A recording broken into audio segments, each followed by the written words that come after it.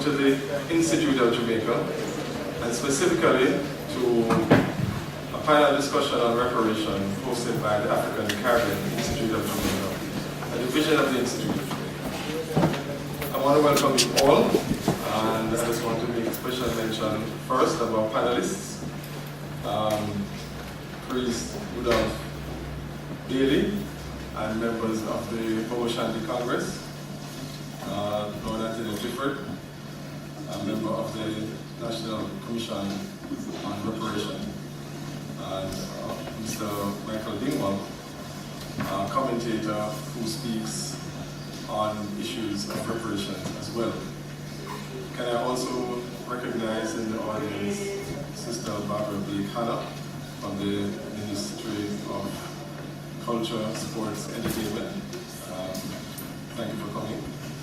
And for our students, especially in the audience, Jamaica College, Alpha, and I believe St. Andrews High School for Girls.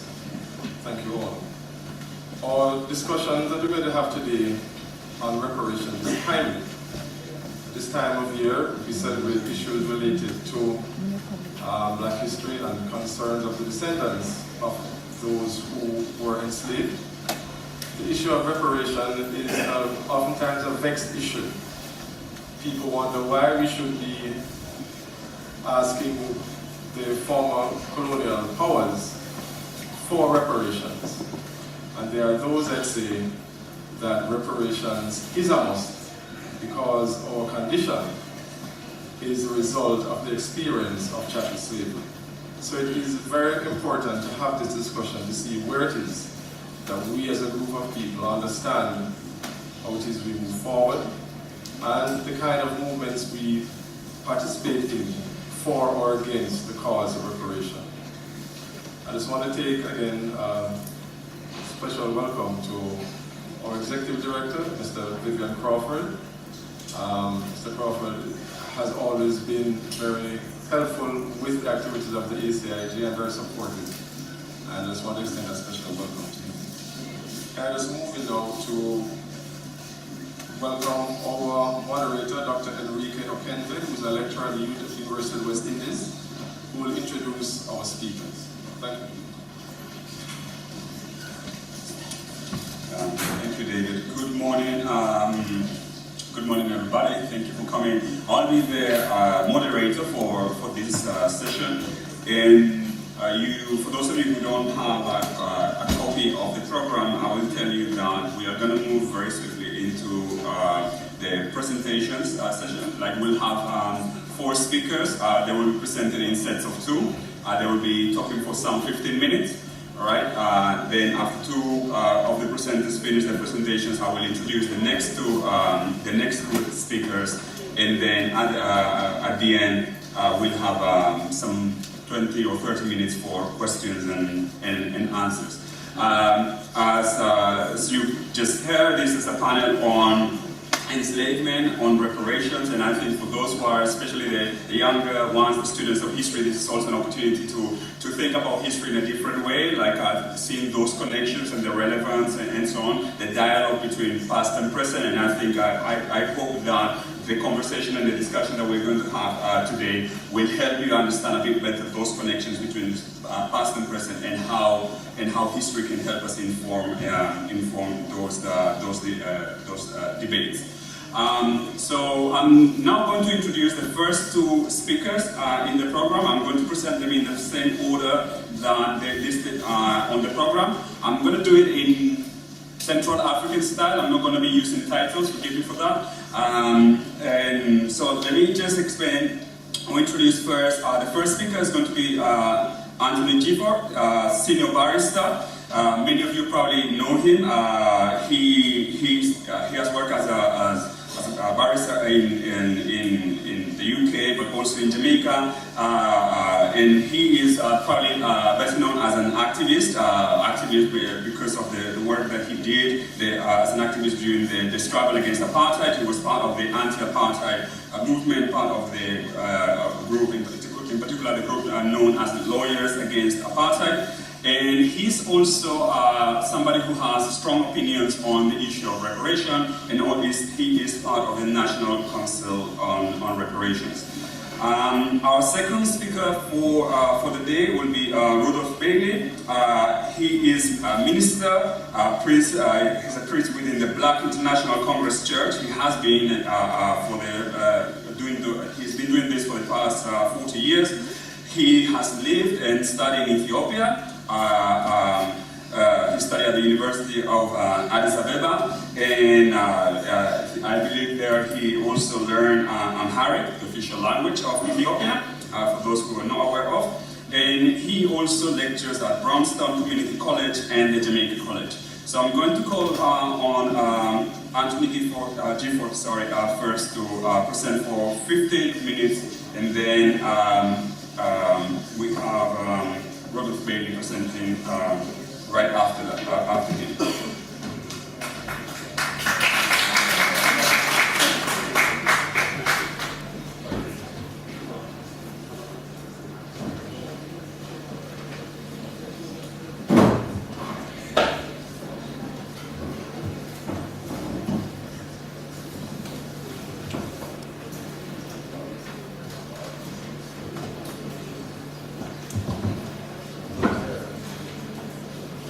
Good morning, everybody.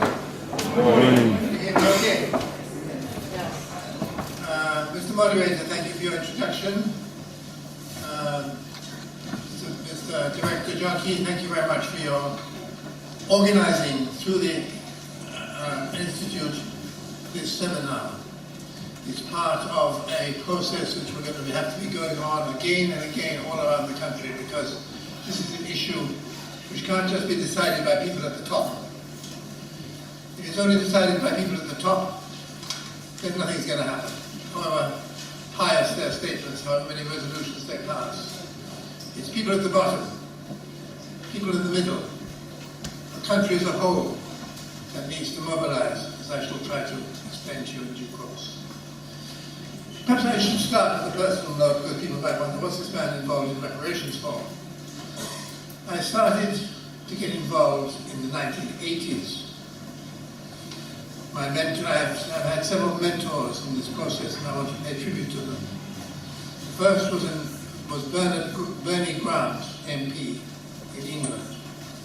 He was one of the first 4 black MPs to be elected in 1988. I don't know anybody who knew him, but I'm sure you did. Welcome here.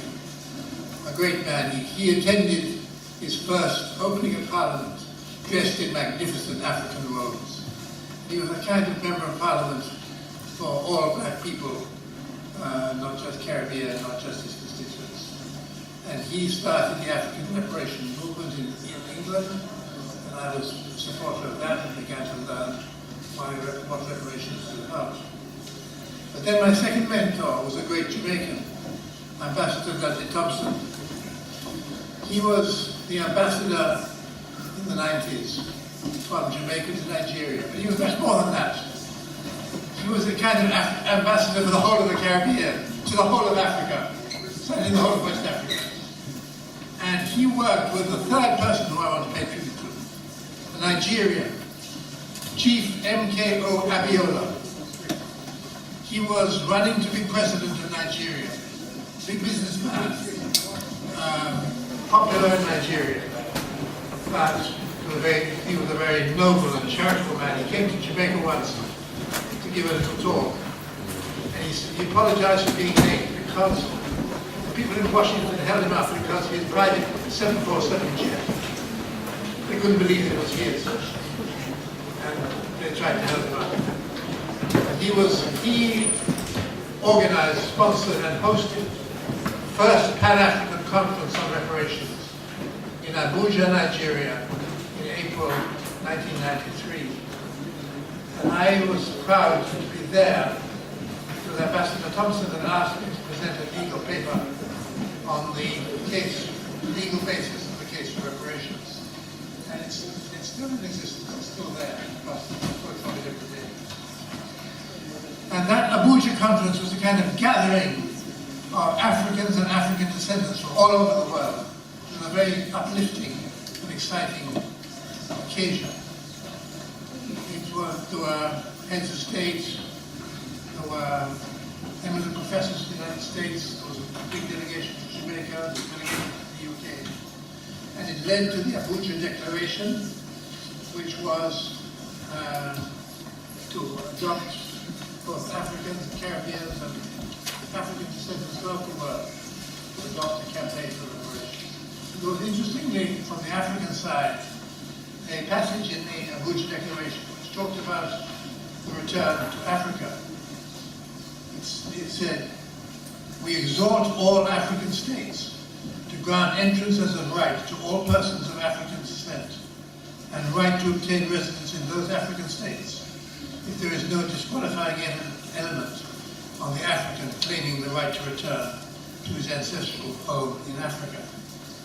So at that time, Africa and the Caribbean were very much working in unity. When I researched the paper that I delivered in Abuja, the full horror of the history came home to me. Because to me, this campaign is about justice. Justice on a huge scale. Some people think I'm involved because my ancestors were involved in colonialism, which they were in Africa, in Ghana and in South Africa. I, in fact, found myself some 20 years ago in an audience of the Queen Mother of the Ashanti people. And I could not start that audience. Without giving an apology for the crime of my ancestor who took part in the sacking of the Ashanti King's Palace in the 1880s. And she accepted my apology with grace. But really it is about justice. It is about a crime against humanity. A crime against humanity is not just an invention. It is a recognized legal concept. The actual definition of a crime against humanity was established during the Nuremberg trials after the Second World War.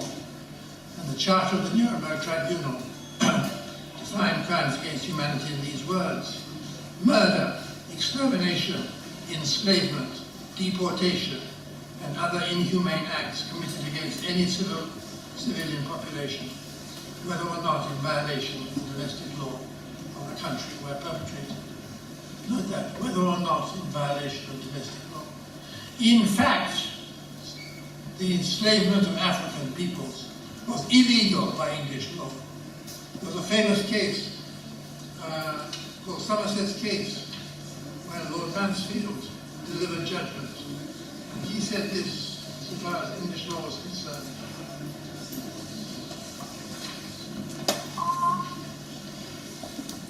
the state of slavery is of such a nature that it is incapable of being introduced on any reasons, moral or political.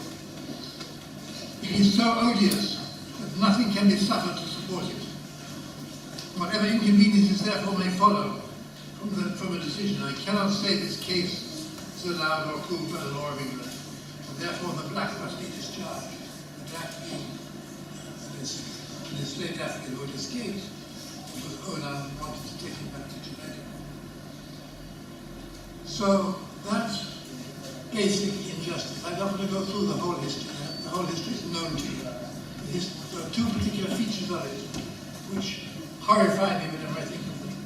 First is the horrors of the Middle Passage. People say there was slavery in Africa before British came. But it was slavery, you can call it that, or serfdom of a very different nature. No people that I know of have ever been herded into dungeons, herded from dungeons into ships, taken from ships to islands thousands of miles away, put on auction blocks, separated from their families. That is the ultimate crime against humanity, because it refuses to recognize even the people concerned with whom.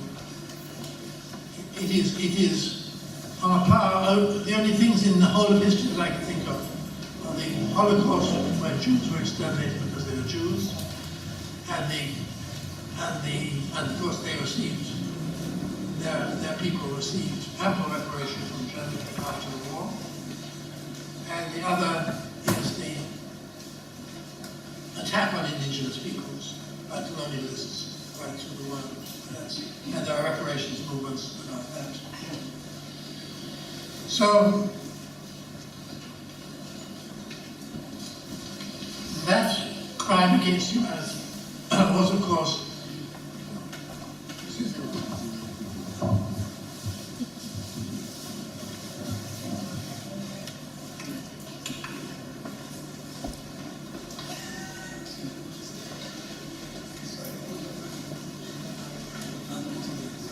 was never apologized for, never compensated. Who got the compensation when emancipation came? Not the people whose free labor, day in, day out, right through the year, had enriched Britain, enriched the planters, enriched the British economy, was responsible for the building and the growth of cities like Liverpool and Bristol. No compensation to them. The compensation went to the planters for the loss of their property. What an odious concept. And one of the things that the Jamaican government, Jamaican Parliament rather asked for in a resolution which it passed a few years ago, was that the compensation to Jamaicans of African descent should be on the same level as the £20 million, which was the total sum for which Caribbean planters were compensated for in the 1830s. £20 million. If you work that out in today's terms, it is trillions. There are consequences, as the director indicated to you, in today's Jamaica for yesterday's crimes. You could hardly be otherwise if you take people from different parts of one continent, do what was done to them, let them free without compensation. I think a lot of study needs to be devoted to it. But to me, I've been educated since 1991 when I came to live in Jamaica by seeing some of the consequences, the ready resort of violence, the disruption of family life, the irresponsibility of fathers, many other things we can probably discuss in our discussion. But the consequences of the enslavement live on to this day. And therefore what reparation is about is repair. It's an international legal concept. It's about repair, as the word suggests. And the way the CARICOM nations have put it is we want reparatory justice. That is to say, a package of reparatory measures.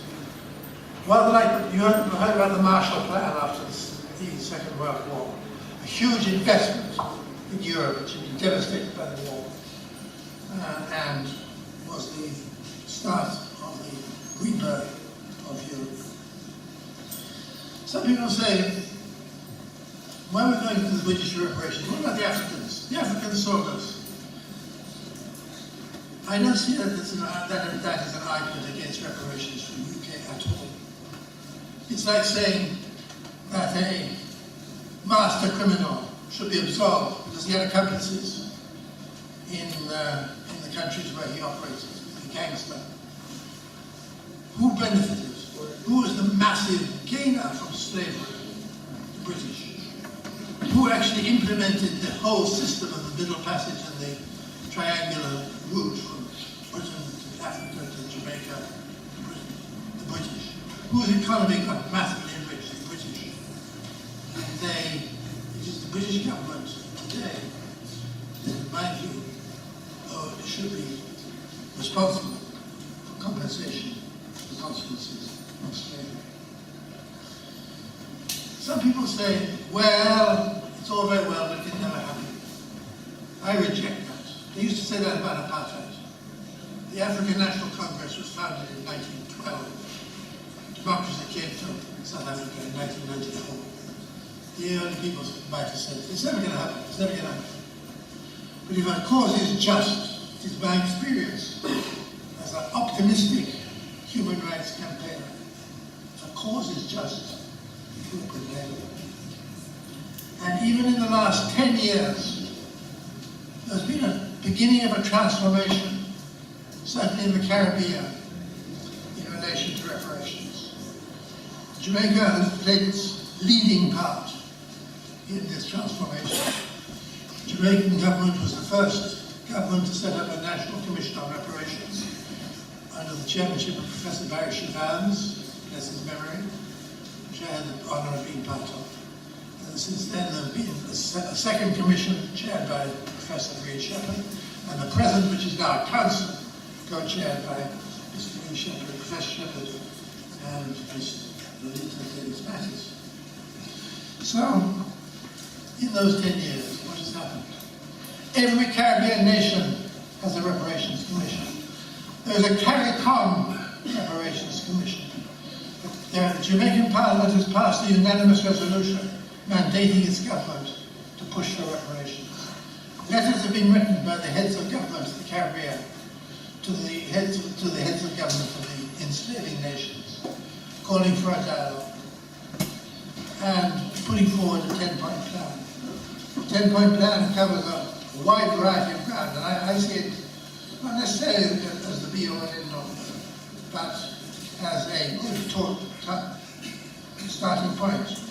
What the 10-point action plan has: 1, full formal apology; 2, repatriation; 3, indigenous peoples development program; 4, cultural institutions; 5, public health crisis; 6, the eradication of illiteracy; 7, African knowledge program, encouraging the knowledge of Africa from our people; 8, psychological rehabilitation, very big and difficult aspect; 9, technology transfer; and 10, debt cancellation. Now, of course, the British government and other European governments are trying to block and dismiss and say it's all past effort, all past effort. And that is where you come in. The last few months have seen a remarkable event going around the Caribbean, the Rally for Reparations. I don't know if anybody here was part of it. Running around Jamaica for reparations. Many thousands of young people have been informed, motivated, and educated. It is that kind of grassroots dialogue that we need. Don't just leave it to the people on councils and committees and members of parliament. Take part yourselves if you believe in what we are doing. And I believe things can change in Europe too. Look at Britain. Britain seems to be a very reactionary right-wing country and is trying to leave the European Union. But the opposition leader in Britain is a man called Jeremy Corbyn, who was my friend and comrade. He will be Prime Minister, I believe.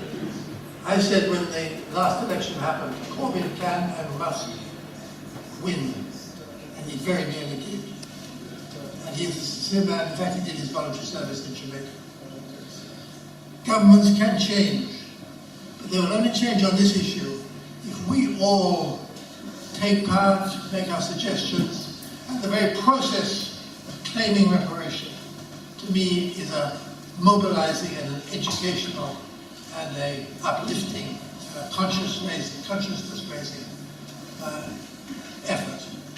So get involved, get up, stand up for your rights.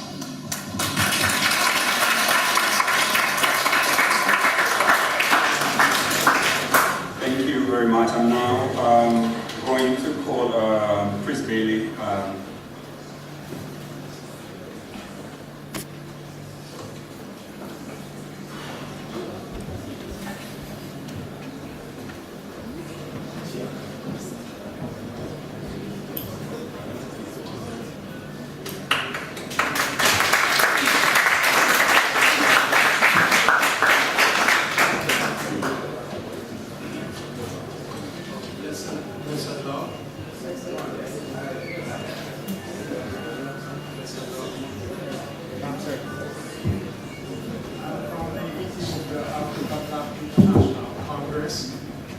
Church of Salvation, and We are the people, we stand above all organizations. We stand churchical, statical, governmental, parliamental, sabbatical. With our worthy founder, leader, our president, our God and King, the most right honorable King Emmanuel Charles Edward, the only black Christ in Jamaica and the universe. Now, the Congress stands for freedom, redemption, international repatriation, and compensation. Now, international repatriation and compensation is what we are talking about here. For us, this is what we are focused on, nothing else. So this is our reparation package, international repatriation and compensation. Give thanks for our director of the institute. Give thanks for the chairman. Give thanks for Honorable Barbara Ripley. Give thanks for other members of the various organizations. Give thanks for the students. Give thanks for brothers and sisters. But most of all, we give thanks to Honorable Lord Gifford, an experienced barrister who have left England to practice here in Jamaica and is playing an important role. Now, the Congress, as I said, stands for freedom, redemption, international repatriation and compensation. Most of what the Institute and probably the government of Jamaica with respect to reparation are talking about. They're talking about Britain itself alone. But reparation cannot come from Britain alone. It has to come from Britain, including the rest of Europe. Portugal, Spain, French, Denmark, all of these nations of Europe benefited not tremendously, enormously from the slave trade, from slavery and slave trade. Now, America is one of the most, or the biggest benefactor today from slavery and slave trade. So America cannot be left out of it. So when we talk about reparation, we are demanding reparation from Britain because they are the ones who instigate this and the rest of Europe. So we say Europe and America and Arabia. The Arabians are right there in helping to denude Africa of its resources in terms of human resources and other wealth. Because that's why they sit there on the oil and don't talk. They are brothers and sisters. They are still same family, but they are part of the oppression of black people. Just like in Jamaica, with Kodjo, the leader of the Maroons at the time, played a very tremendous, deadly effect upon black people, especially those people who asked for reparation. The plantation owners demand from him to stop them. And Bookman was one of the persons we tried to stop. But Bookman luckily escaped and went to Haiti and still helped Toussaint Louverture to defeat the French. But he ran away from Jamaica because they were about to take his head and use it as a trophy. Like as the Indians do, stuff it. So he swam on his back to Haiti from Jamaica. So what we are saying here is not a joke. We have been oppressed for 4,500 years in this country, Jamaica, and parts of the other Caribbean, but more so since for the last 500 or so years, when the slave trade and slavery started. Now, this, we know, is one of the most brutal, when we talk about the most inhumane act of human history. As a result of that, it has been prophesied in the history books and in the Bible that our nation must return under the old vine and fig tree.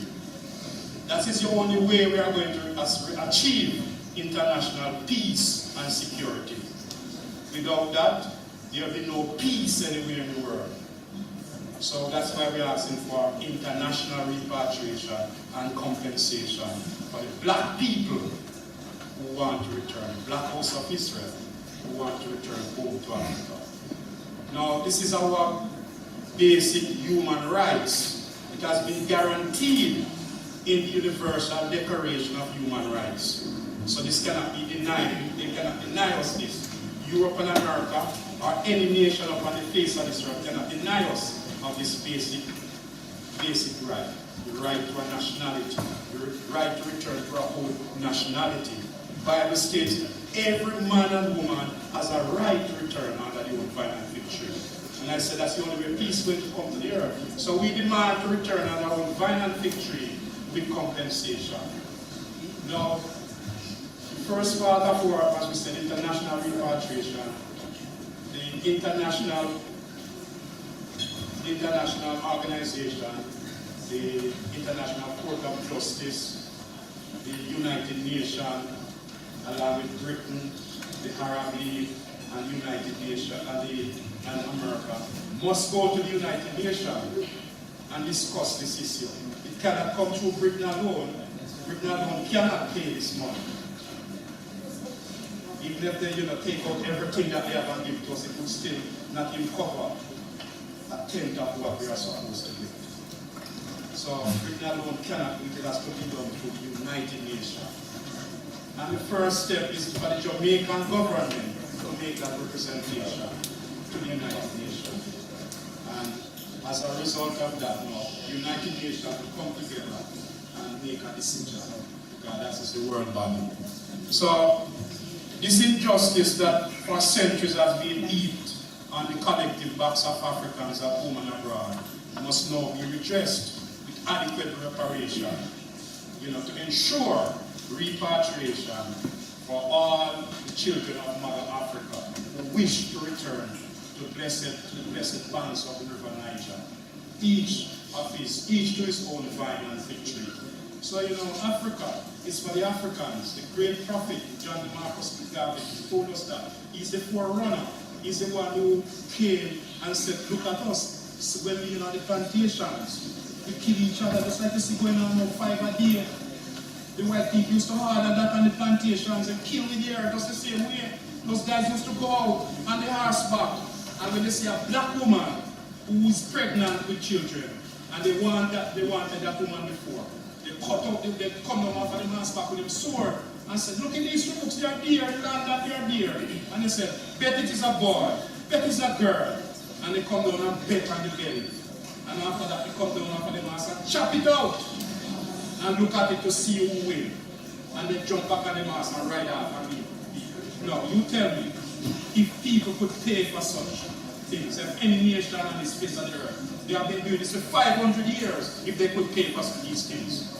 So we should really be talking about money and such, because Britain and America and Europe put together can't pay us for what they have done to us, for taking us out of our homeland. When they came there, we were kings and queens, and our prince and princesses, gods and goddesses, clean and pure people. We are go as far as to use him gold at the gold coast in the garden to cut, when you open the door to let air come in, we use gold bars to do that. So we were not poor people. When they took us out here, when Britain and the rest of Europe took us to Jamaica and the rest of the Caribbean and the diaspora, we were millionaires 7 times over. We were millionaires 7 times over. So they can, what they do, take our assets and they have it here. They sit on our assets here and they show off themselves. Yes, we have all the assets now. What are you going to do? You can't swim back to Africa. So you have to stay and provide our labor services that we want. So that is what we are here still doing, providing Europe's and American labor service. We are the pool of labor, cheap labor for these people. But the funny thing about it is that they will never help us, they will educate us properly. Cameron came here the other day and the first thing that he offered us was prison.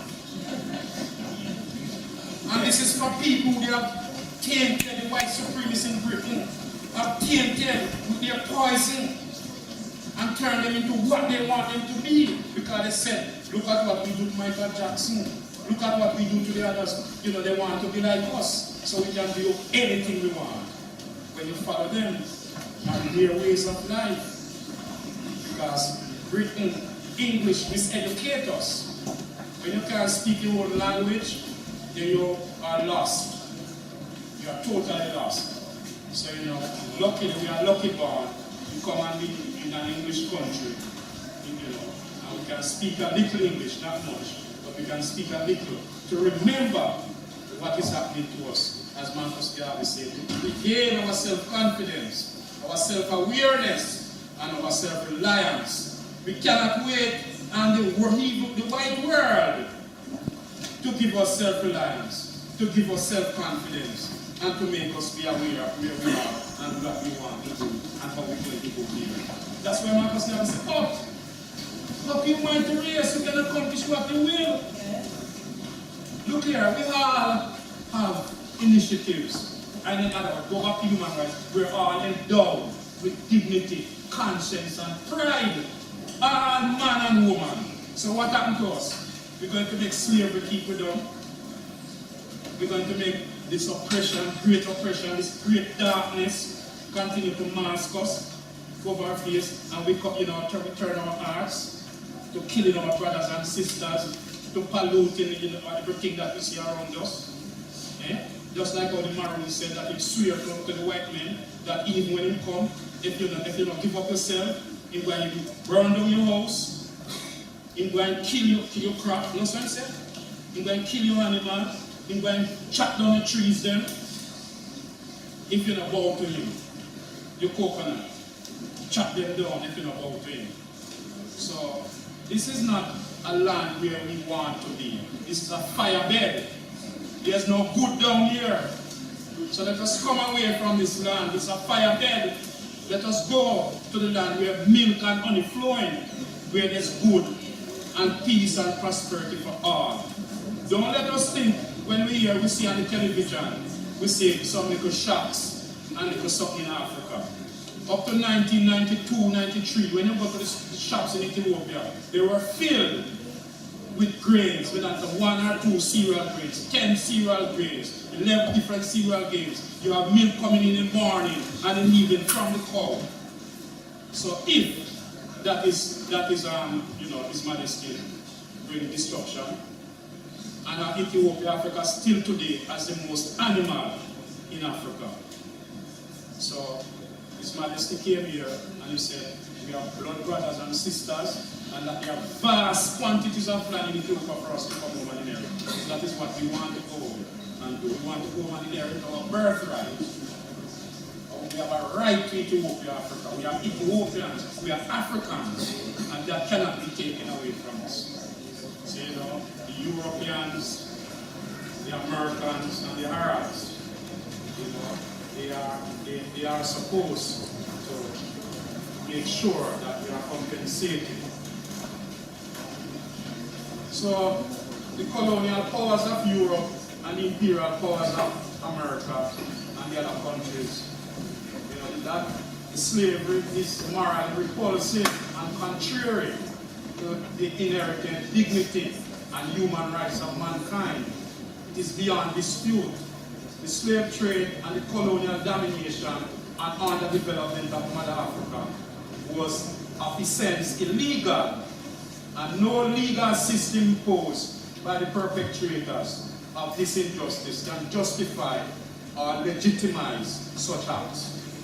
The preamble of the Universal Declaration of Human Rights recognizes the position of supremacy of natural law when it is stated, whereas recognition of the inherent dignity of the equal and inalienable rights of all members of human family is the foundation of freedom, justice, and peace in the world, whereas disregard and contempt for human rights have resulted in barbarous acts which have outraged the conscience of mankind and the advent of the world, in which human beings shall enjoy freedom of speech and belief and freedom from fear and wants, as being proclaimed as the highest aspiration of us, the common people. Now, with respect to compensation, I just cut it short here, as the Royal British Lord said a while ago, that 20 million sterling was granted for the people in the Caribbean, the British West Indies, after 1834, 1838. Now, we, through our leader, claim this money and the interest that it gains from 1834 up to now. But we don't want that money to be paid at the present interest rate, because it will be lower than the one that it was at the day. We want it at the 1834 interest rate. Now, when we calculate that at a reasonable rate, that would, as the barrister said, come to trillions of dollars. Trillions of dollars. Now, we are, we want this money to be placed in the Ethiopian bank, so that we can have it for our own development. But not even that. International repatriation today would require at least international repatriation for black people today would require that these countries put down in the Bank of Ethiopia at least $500 trillion. $500 trillion, and that is just a drop in the bucket.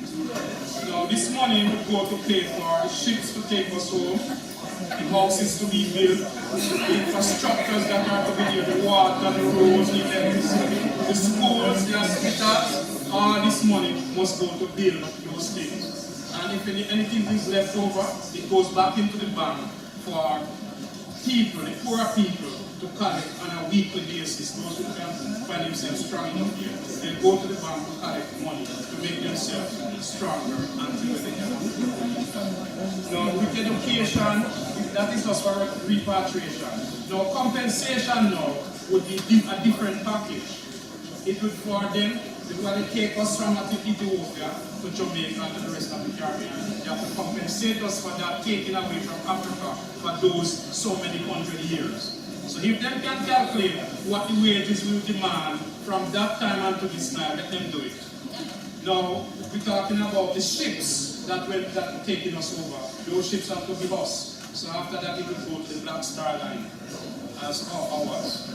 Now, we're talking about money to put in the bank, separate from what is left over from the reparation package, with the compensation package. And that is going to come up again to another $1,000 trillion. So it thanks, Britain and America and Europe can't pay us for what they have done to us. But that's why we're going to the United Nations for them to settle this conflict.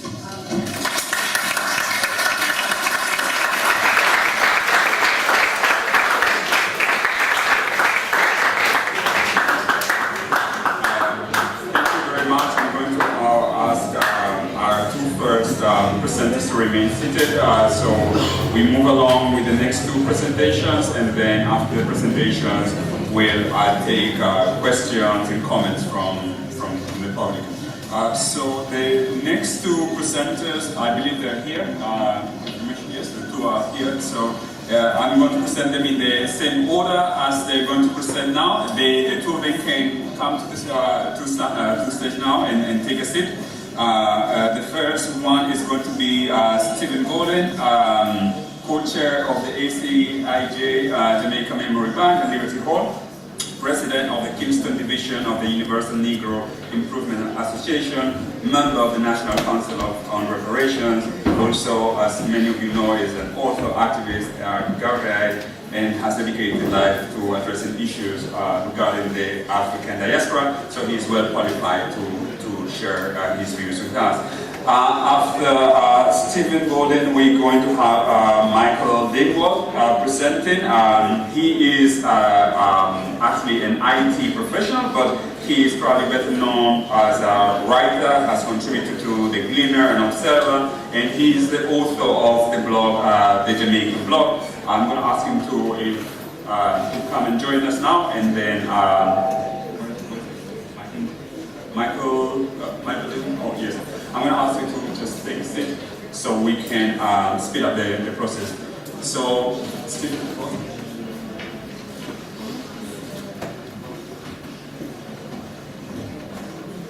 Thank you, Dr. O'Kenny. Good morning, everyone. Good morning. Welcome to the Institute of Jamaica. Welcome to this forum put on by the African Caribbean Institute of Jamaica. Welcome to all you students. The National Council on Reparations spent a lot of time towards the end of last year hosting a rally for reparations, going around to different schools and sensitizing you all about the issue of reparations. But by some of the snickers I heard there when my honorable colleague was speaking a while ago, I'm not sure we got to your school. Did we? Yes. Well, I'm going to address you as I addressed them. Because the issue of reparations is not something we want to play around with as black people. It's not something we want to make jokes about. It's not something we want to take lightly.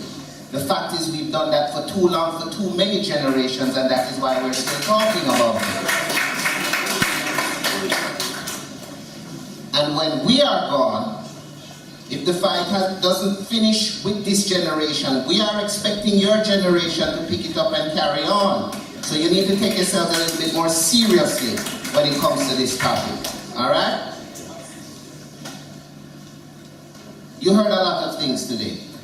Things I'm not sure you knew before or how deeply they register with you.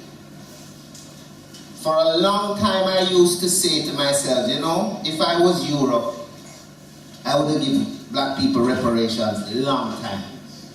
Simply because I know that if I wrote them a check, because this is how people visualize reparations, you know, we're getting a check.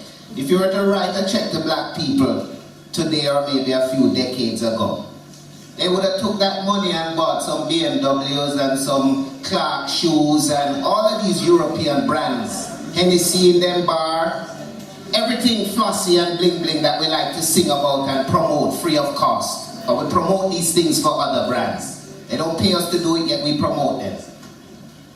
And the money would have probably injected and tripled the European economy. I make jokes like that, saying if I was Europeans, I would have given it to them a long time, because they're not disciplined and focused enough, and they are such major consumers of my goods, products, and services, that it would have come right back to me. But lucky for us, they didn't. So we still have some time to get ourselves together. We still have some time to focus and understand really what we're talking about when it comes to reparations, right? Number one, the narrative that they give you of slavery is part of the problem of understanding reparations. The fact that Africans were taken, and the first thing they will tell you is that, oh, other Africans sold you. And you came here and you just accepted it. In fact, they write the stories by telling you the ships contained slaves. Even a simple thing like distinguishing the fact that these were people who were enslaved, by just saying that our ancestors were slaves, it almost synonymizes their identity.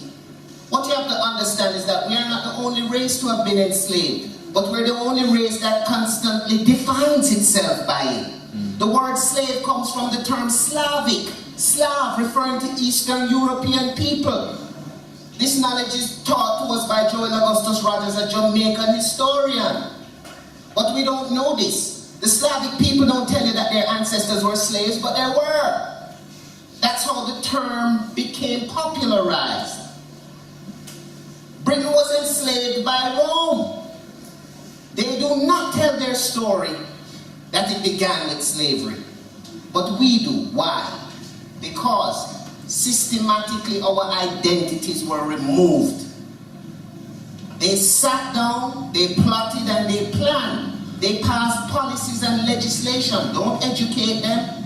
Don't let too many of them from a certain area or tribe get together too much. They had definite things set up to keep us in a state of mind where we forgot who we were. We lost all knowledge of who we were. We became a blank slate for them to write on. Right? First you have to change the narrative. and understand something. The period of African enslavement, the way I view it, it was a period of war. It was war against a people. And Africans fought against enslavement. Why am I saying war? Because there's justifications that every conflict that has taken place between nations and involving peoples, there have been reparations paid. The Jews and the Germans, reparations were paid. The Japanese who were put in concentration camps by the Americans, reparations were paid. Just the other day, Korea was haggling about reparations to be paid to Koreans who the Japanese forced into prostitution during World War II. A couple of years ago, during the Obama administration, American Indians received some 34 billion in reparations for mismanagement of the Indian Trust Fund. The Indian Trust Fund was set up when Indians were put on reservations in order to end the war, the Indian wars. Reparations were paid. So the first thing we have to do is change our narrative to let the world know that our race, our nation were involved in a war. Our ancestors fought. Know your history. King Benazir in Dahomey, what is now Benin, fought against slavery. Queen Nzinga in what is now called Angola fought against slavery. Even our own Chief Tachi was somebody who traded slaves in Africa and fell victim to slavery and ended up over here leading one of the first major revolts against the slave system in Jamaica. In Ecuador, in Colombia, in Brazil, you had Quilombos. In Suriname, you had the Juca. What were these? Africans who escaped slavery and continued to fight and free others.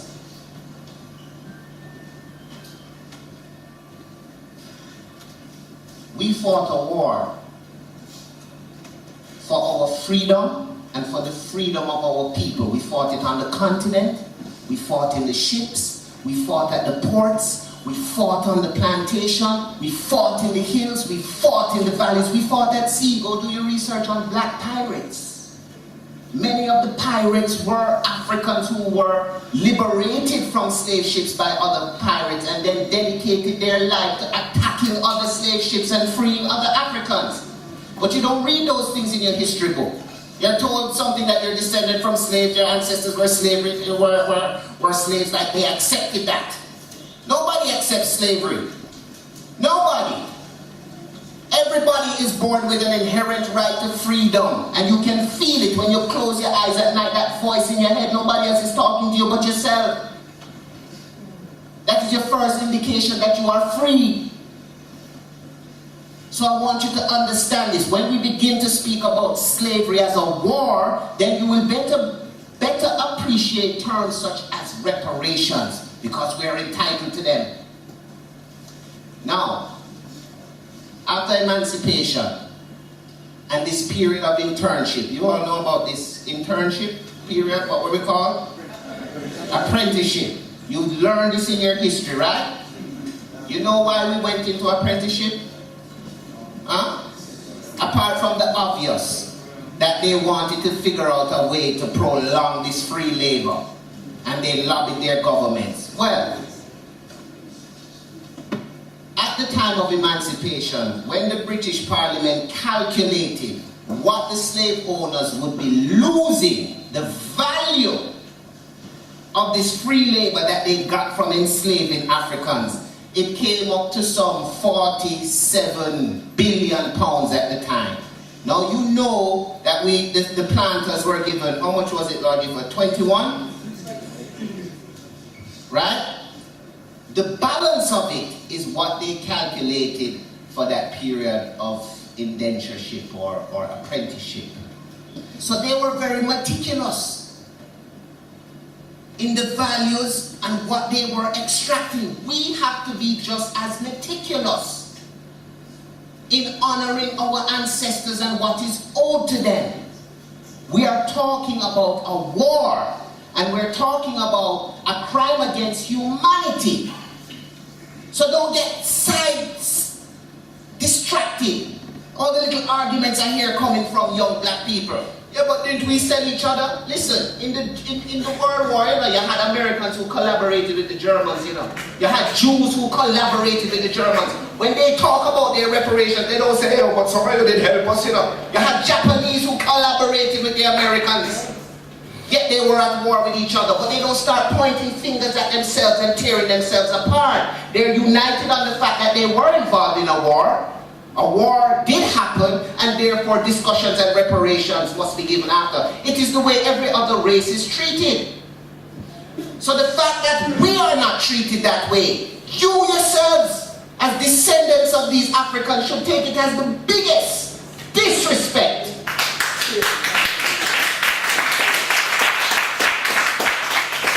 Jews were given reparations, why weren't the Africans?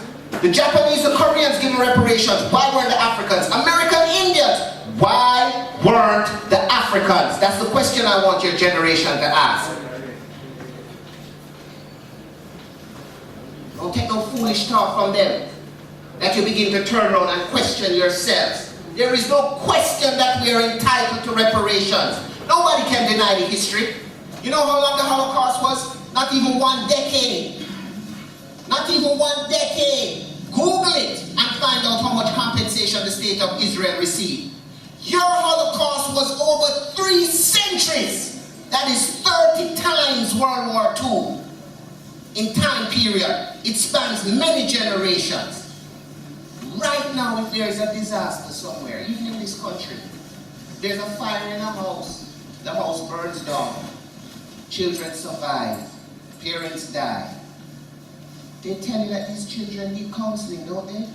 They need a period of healing. They've suffered through something traumatic. When you sit and you meditate and ponder what your ancestors suffered through for 300 years. And in emancipation, no counseling came. No adjustment to realize the damage that these people were through and the healing process that must begin. No, to add insult to injury, they tell you say you have to go back and do the same thing you did yesterday. It's just that technically, you're free now. But you have to spend 4 more years on the plantation. And then after that, you have to pay your way. It's insulting. It is a disrespect. It's almost saying like we can dish out anything to these people and they'll take it. Why? Because they're disorganized. They're so quick to be laughing and chatting and fighting amongst themselves. We can do anything to them. This is what my friend was saying. But I expect your generation to be wiser. These are different times. And history, hindsight, is 2020. You can see things much clearer after they happen than when they're happening to you. So we're not blaming the ancestors that this fight wasn't finished. More so, we are preparing ourselves for our part to finish the fight. That's what I want from you as a generation. So stop playing around with this reparation thing. It's not about how much money we're getting. It is about the fact that Africans were the first people on the earth. Every other people spring from us. So why should we be treated with such blatant disrespect? You think a British Prime Minister should come down here and feel comfortable saying, oh, I don't know about reparations. He should be fearful of saying something like that because we're so united as a region. He would have known say next day visa slap on the English people. You know, oh yeah, because the problem is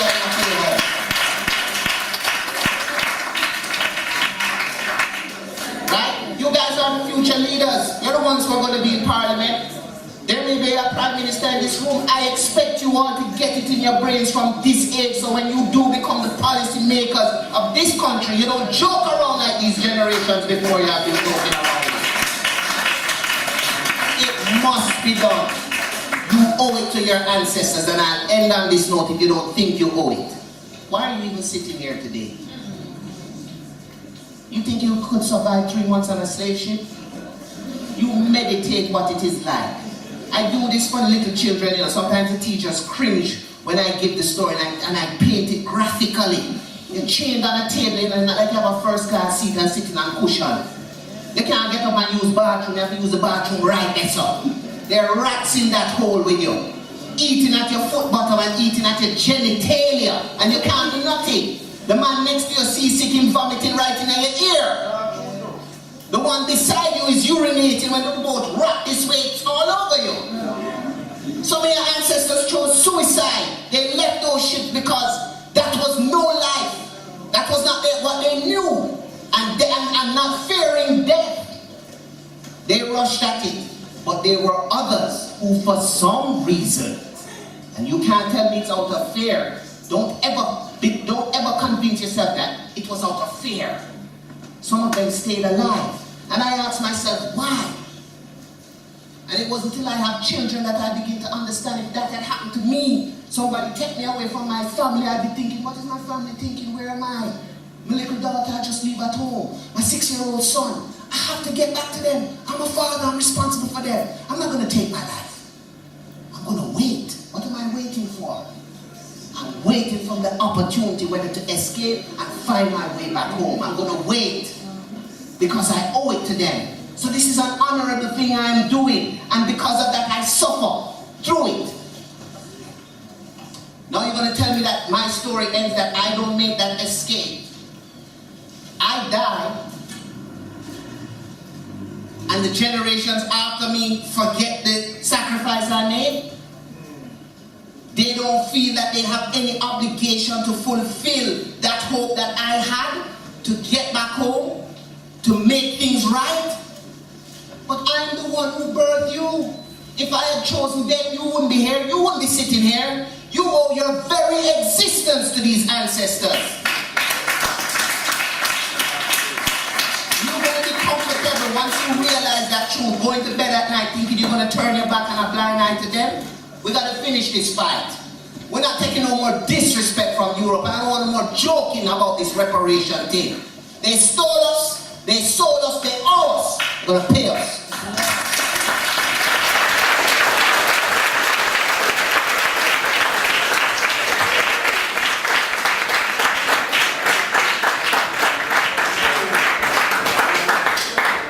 Thank you very much.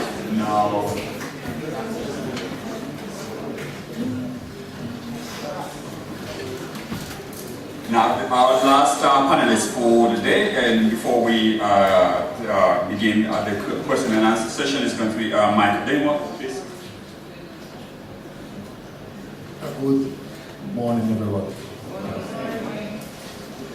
I suppose I'm the person who's going to read on everybody's career. I was asked to be on this panel, and my first response was why. But let me go ahead with what I have to say. For us to understand this call for reparations,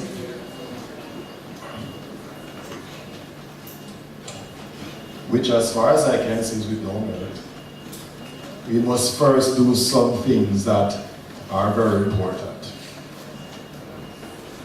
We must leave our present understanding of morality aside.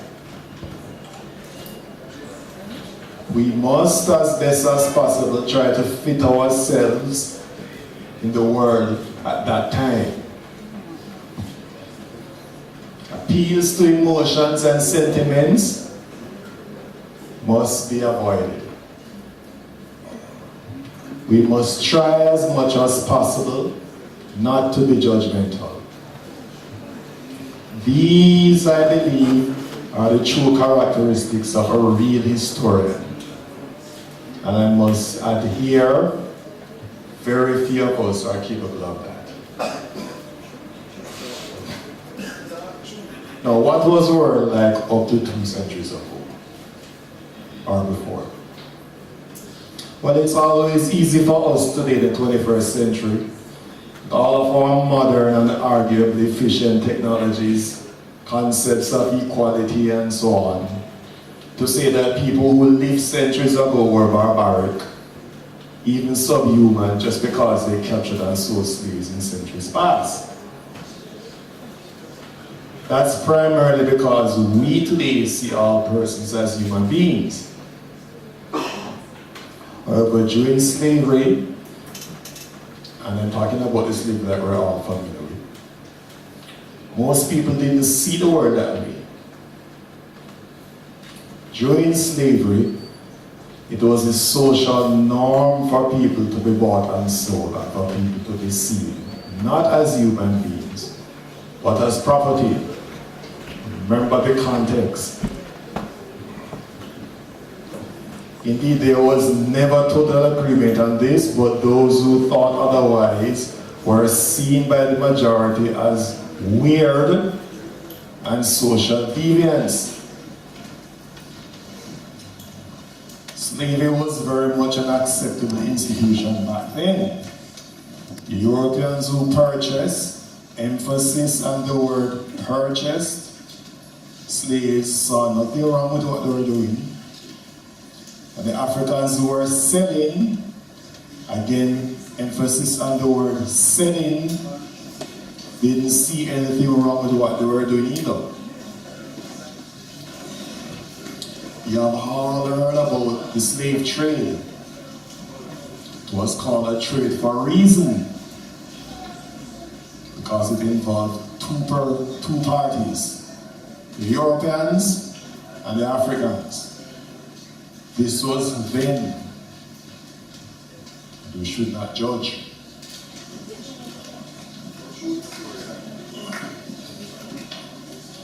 Now, before I go to specific reasons as to why reparations is on the anyway recent time, let us look at what morality is, as best as I can explain it.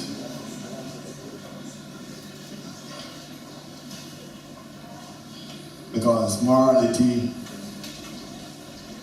is something that is one of the reasons why I oppose this reparations movement so much. Now we're all under the impression that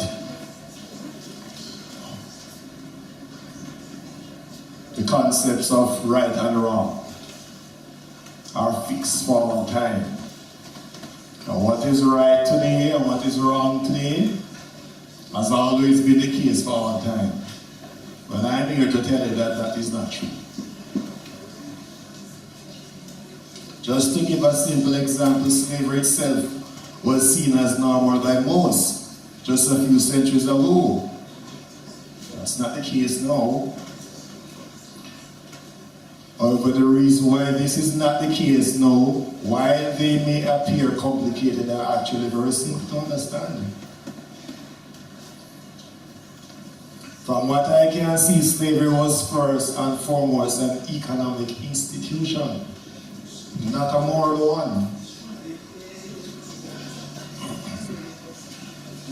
Indeed, as I have said elsewhere, morality itself is primarily an economic phenomenon. And we humans make moral choices based on the economics of the alternatives that come before us. We all do it, and humans have always done so, and as far as I can see, humans will always be doing it. That's what it is to be human.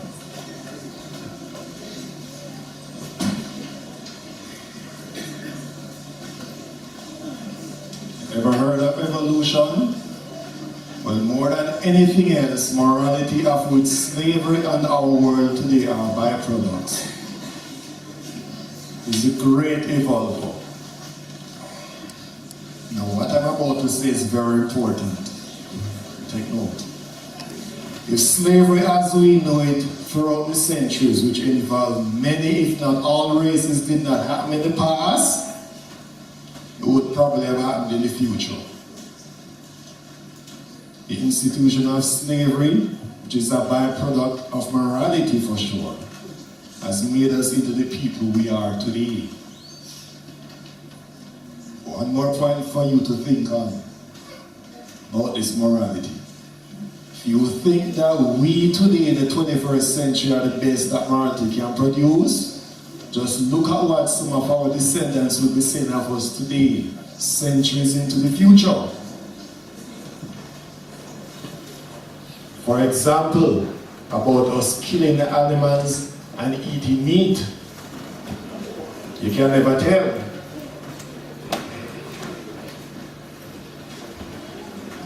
Let's look at some of the specific reasons why I oppose reparations. First, it was legal. Throughout much of Africa and the West, slavery was, emphasis on the word was, a legal institution. Laws in respect of the sale and treatment of slaves in the West were enacted and probably mostly enforced, and whole economies were built on slavery. For example, the African kingdoms of Ashanti and Benin, then called Dahomey, which were not under European control, were major slave exporters. As the former Benin ambassador, Mr. Cyril O'Green, admitted, it's so easy, and I'm quoting him now, it's so easy for us to say that the white man did it to us, but we share the responsibility. He also said that if it wasn't for the role that Africans played willingly in the export of slaves, slavery as we knew it, or as we know it today, would never happen.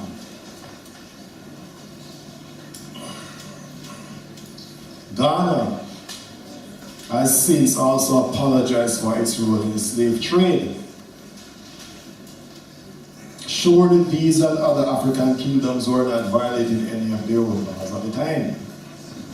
At the time. Indeed, when Britain tried to end the slave trade around the early 19th century with its naval strength, it was these same African nations that protested the loudest. These African nations even went as far as to send delegations to Europe demanding that the trade be allowed to continue, arguing that to end it would mean the economic ruin of Africa. I think a case can even be constructed that some parts of Africa actually became so weak when their exports of slaves was halted that they became prone to external, that is European control, just a few decades later. Slavery was legal here in the West. I know it would be said that slavery was declared a crime in England. I think one of the panelists said that. Although it is not England that is demanding reparations, but we here in the West. There were numerous slave markets, holding areas, etc., where slaves were imported and sold. Now, how could these activities be happening in the open if they're all criminal? Was there genocide during slavery? Not too sure about that. One of the best arguments in support of reparations is the claim that genocide was committed against our ancestors. However, while we today see the killing of people on such a scale as genocide, the Africans who exported the slaves, and the Europeans who bought them did not see slaves as people, but as property. Again, remember the context. We're not talking 21st century. I know this is going to sound harsh. It's going to sound harsh. But we must leave our present understanding of morality aside and think pre-19th century. As far as the Africans, who by the way knew what was going on, contrary to what some would want us to think, and the Europeans, the supposed termination of property was no big deal. Again, it sounds harsh, I know it sounds harsh, but it was true. It was true. It is also said that the low life expectancy is somewhere of around 30, I think, for slaves, is proof of the harsh conditions the slaves were subjected to, and that this amounted to genocide. However, global life expectancy before the 19th century was at most around 40 years anyway. Our concept of life expectancy of almost 80 years was unknown then for the most part. And we must also leave this concept behind if we are to understand what old age meant centuries ago. We should not be counting people who would have otherwise died if they were not slaves at what was considered then the ripe old age of 35 years as victims of genocide. Remember the context. Context is important. Most of the slaves who were imported into the West were in fact male. Slaves who were brought here to work, and as they were property and clearly expendable, they could always be replaced with more males primarily. The overemphasis on the importation of males would have an impact on the increase through reproduction of the slave population, and thus the number of slaves who will be freed in 1834.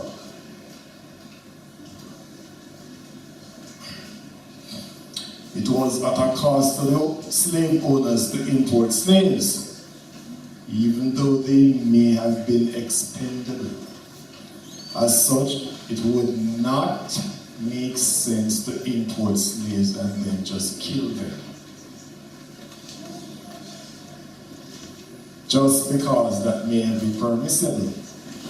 The point here is that the term genocide implies intent to mass exterminate. This would make much sense to the planters who wanted to buy the slaves. Maybe to the Africans who were selling them because they could get another sale. But not to the planters who had to spend money to buy them. Basis for the reparations claim, as far as I can see, is contradictory. It is being said, yes, I now couldn't fit all of this in 15 minutes. So. It is being said that as the planters were compensated for the loss of their slaves, then we, the descendants of these slaves, should also get compensation. However, this is a basic contradiction. Those making a claim for reparations on this basis, that the planters are compensated, are, it seems to be, saying that the planters should get compensation. However, the planters were compensated for a loss not of people, but of property. If the planters should get compensation, then it is been agreed that they lost property. We are told by those demanding reparations that the slaves were people and not property. But how can this be if these reparations are agreed with the notion of slaves being property based on the fact that the planters were compensated for the loss of their property?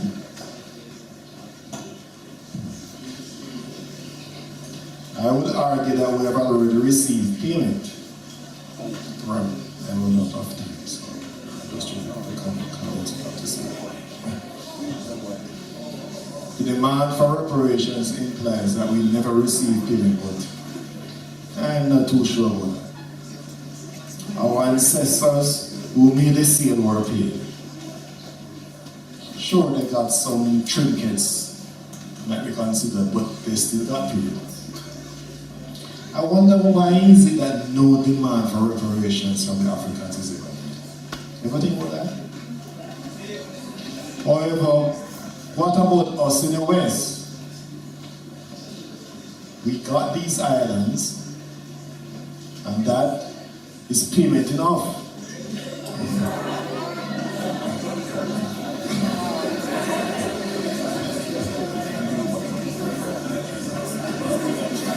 No. Oh no. Remember I said what's the name on Washington State? I'm being told to wrap up, so. But there's a lot more that I have to say, but I'm being told to wrap up, so. But there are a lot more reasons. So I'm being told to wrap up.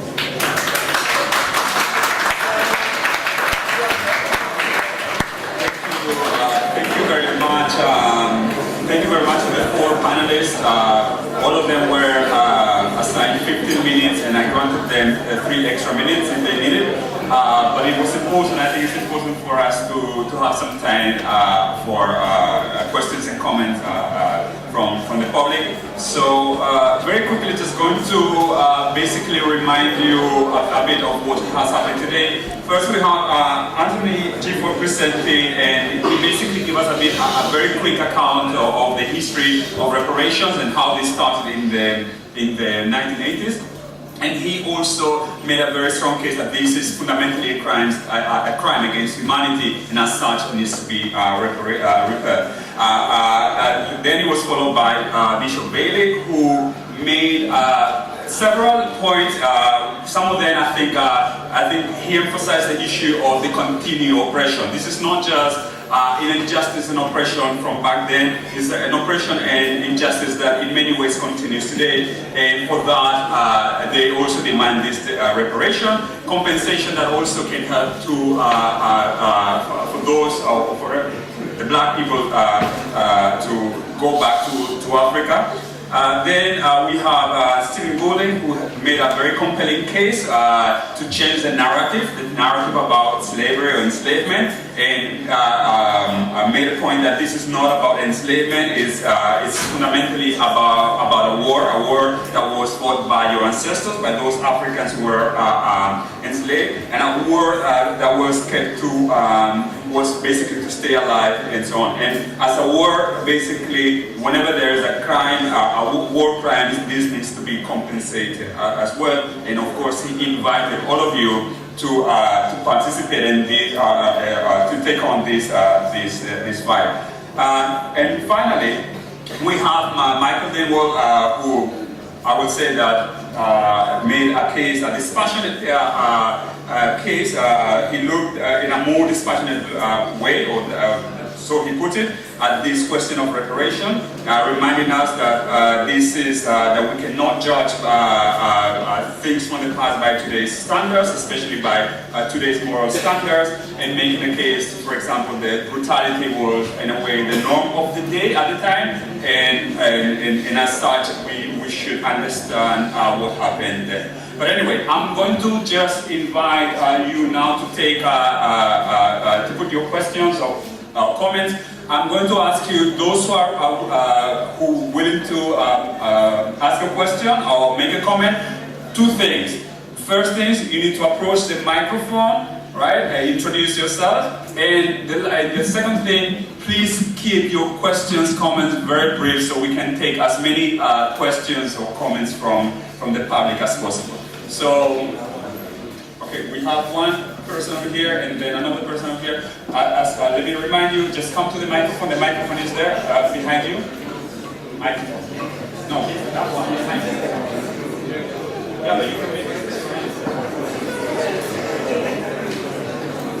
Good morning, everyone. I'd like to introduce myself. I'm Barbara Makeda Blake Hanna, and I'm the lady that started the Jamaica Reparations movement. I started it after being a Rasta for at least 20 years before that, and being very friendly with those who were advocating for reparations, particularly a gentleman named Jaloid. Jaloid went to Ethiopia and died there, and I didn't want the reparations flag to fall, so I took it up after him. As a result of that, I was invited to attend the United Nations Conference in Durban in 2001, which was the Conference Against Racism and for Reparations. I came back from that conference and started the Jamaica Reparations movement as best I could, with no resources other than a typewriter and my ability to use the internet. I made a website. I worked on this for several years, trying to drum up interest, and got so little support for my efforts, writing letters, arranging conferences, going to functions, speaking, that eventually in 2006 I said, forget it, you know, it's a waste of time. Nobody's interested in reparations. Let's move on.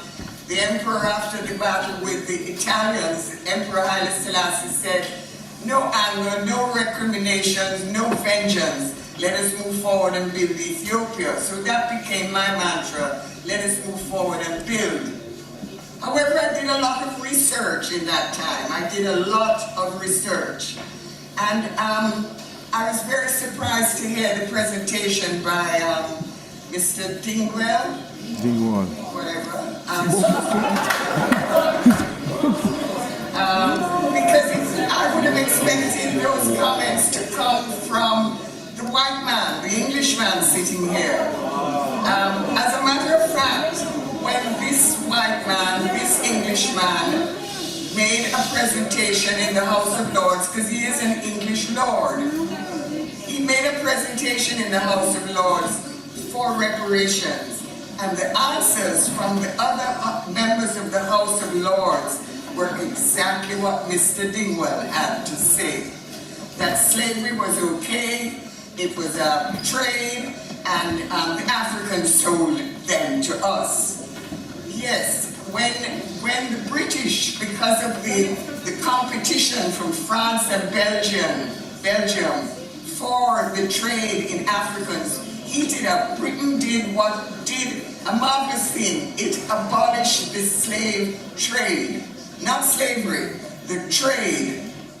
And Africans said, good heavens, I mean, it's been our tradition to trade our conquered victims and people we've captured to other countries. It's been our tradition for hundreds of years. You can't stop that. But what we really wanted stopped was not the free labor that had happened in Africa, but the terrible way it was implemented in the West Indies. Slavery was not just a matter of trade. Slavery was a horrible, brutal activity. We had an example of how they would bet on the belly.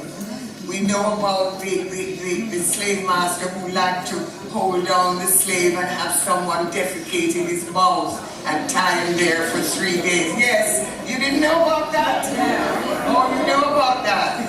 These are just some of the horrors of slavery. When the slaves got too rebellious, they would take up the biggest, strongest man, strap him up and cut off his genitals.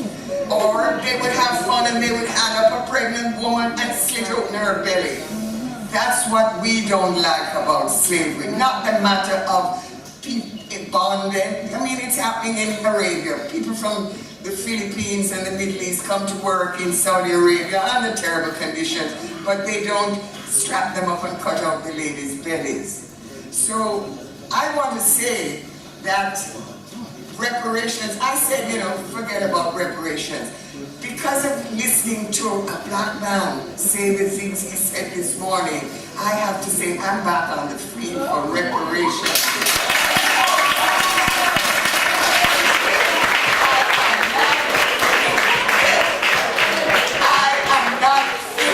Yet. I came here to make a presentation of the photographs that we took in Durban of the Jamaican delegation and the Caribbean delegation, and also to make a presentation of the solemn declaration that the Jamaica Reparations movement made. It has become part of the presentation of the Jamaican government. This was drafted into the presentation made to Parliament, and all the recommendations of the Jamaica Reparations movement have been absorbed into the National Claim for Reparations. And I came here to especially make a copy, a presentation, 2 of them, one to the Reparations Commission, but one especially to Lord Anthony Gifford, because as I worked for reparations and got no money, had to move out of my house, live nowhere with my little son, one person gave me some money for reparations, and that's this white man sitting here. He saw me standing at a bus stop, having taken an article to the Gleaner, begging them to print it, and he gave me a ride, said, "What are you doing?" And he went into his pocket and gave me $5,000, and I used it to print 100 copies of the Declaration. The only money I ever got for I am here to present one copy to the Reparations Commission, to Lord Anthony Gifford, and I will present the second copy to Stephen Golding, who made such a passionate and excellent.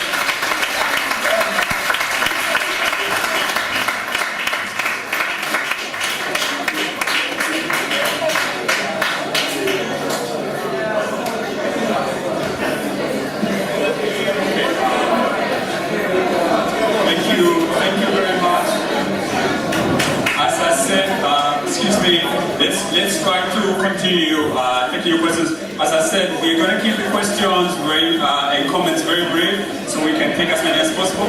Before we do that, however, I'm going to ask you to please be respectful.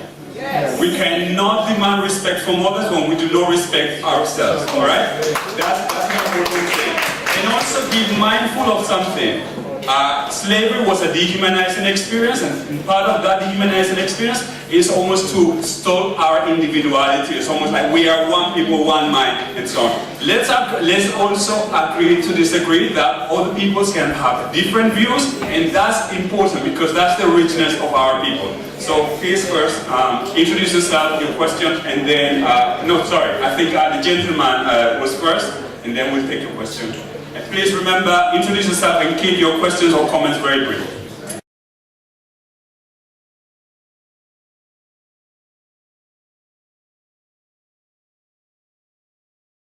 Yes, blessed love. I am the Honorable Priest Christopher Moran, and what I see, going to my question, I see two programs. There's a program of reparation and there's a program of international repatriation. The reparation program is for the indigenous. As the 10-point layout, the first is apology and the second repatriation, and it go down with the rest of infrastructure and such and such. Well, I father, the Honorable King Emmanuel, who has been championing this cause for international repatriation from even when Governor Youfoot, from 14 men ruling down here in Jamaica, way before even Barbara Blake Anna and whoever in the 80s, 90s, this I'm talking about in the 50s. From 1957 when Governor Youfoot went out of office, Honorable King Emmanuel, the Black Christ, has been agitating. There I know of such setting. So we see two programs going on. One is for the reparation for the indigenous. Africans are not indigenous people to Jamaica. We were brought here as slaves by the European crown head. So our indigenous is Africa. But there's a program of reparation going on for indigenous here. We don't fit in it. Because our cry is going home, while we know some is to stay here and get a reparation money. We who don't see the reparation as money, our reparation is first transportation home. Our reparation is repairing. So our first repairing is to be brought home. Then the money. Money in slavery is still slavery. True. To repair, going home. So what I am saying now, the Jamaica government in 1994, Honorable will make communication with Britain, Crown Head Queen Elizabeth II, and she said the auspices of repatriation and compensation should be dealt with through the United Nations and the auspices of the Jamaica government. So in other words, it's a Jamaica government that is holding us here from international repatriation and compensation. So the question is, what are the Jamaica government going to do towards our international repatriation and compensation, which they call reparation? All right. My question. Thank you very much. I'm not sure if anybody from the panel wishes to say something about this.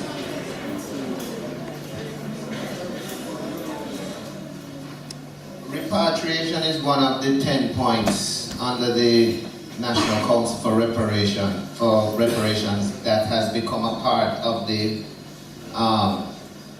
platform of the CARICOM Reparations Commission. I understand what I say. In terms of the Jamaican government's responsibility, not because Queen Elizabeth responds and said, you must take it to the United Nations, means that's necessarily how it goes. I mean, in a legal frame, which I think Lord Gifford will speak about shortly, the present independent government of the so-called independent Jamaica from 1962 coming up, I'm not sure can be held responsible for the issues of reparations as we are speaking about them. But certainly they need to be sensitized and they need to be advocating on behalf of the people, because this is what the government is. The government is to represent the people. So if the majority of people are demanding reparations, if they are demanding repatriation, then naturally your government would have to take it up and pursue it. A lot of times we are disconnected, or we disown ourselves from the governance system in this country, and we talk about the government them. But we need to start talking about the government, us, we, because what the people demand is what the government must advocate for. But if you're being quiet and not demanding, or if you're isolating yourself in a we and them situation, then it makes things complicated and a little difficult. So I fully agree that the case must be taken up by the government, but I'm not sure that I agree that they are the ones responsible for compensation. Okay, thank you. No, we can't open a debate right now. Hold on a second. Excuse me. Yeah, we can. I'm sure you can continue if we have time. Later on, we'll have another round of questions. But let's allow new people, other people, to ask their questions. Good morning, everyone. I am Melissa Beckford Simpson, and I consider myself to be a true historian. However, that does not mean that I do not believe that means that I should divorce my feelings on the matter from the facts of the matter. Because I am, and so are all of us, descendants of the peoples who were enslaved. And so some amount of emotion must play a part of it. So I don't believe that the emotions take away from what we are actually discussing. Of course, I'm referring to the comments made by Mr. Dingwa. There are a number of things that I wrote down, but of course I will keep it very brief. Speaking in context and understanding a context that existed at that time does not make the act right. And that's the fundamental thing, because now we know and now we understand that ignorance of the law is no excuse, and it's a similar kind of concept, right? So because it was the context at the time does not mean that the act itself was not wrong. And so to say that there was a trade going on and so, okay, we are just as responsible or whatever, I don't think it's fair. It's just as if you say, okay, I have gold and you have apples, and we're exchanging 3 apples for a bar of gold. That's a trade, but is it a fair trade? You know, that's another thing that comes to mind. And so I just want to say overall that we have to look at the issue both from the matter of the issues and the matter, but also from where we are as descendants of these peoples who were enslaved. That is important for us in the process. Thank you. Thank you for your question. Michael, and I'm also going to ask the panelists to keep their responses brief. Yes.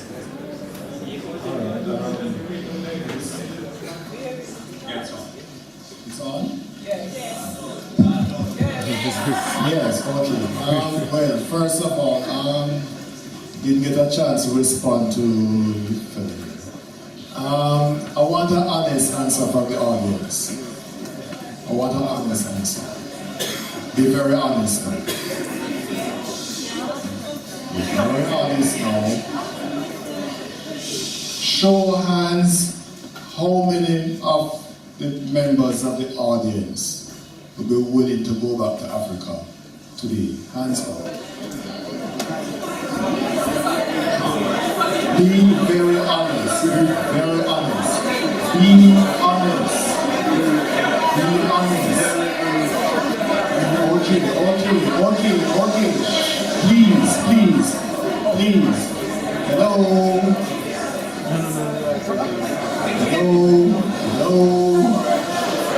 Arrest makers. No, Bob. Yes, your sister. No. Listen now. Listen, just listen. Listen. I think they're listening. Let's proceed.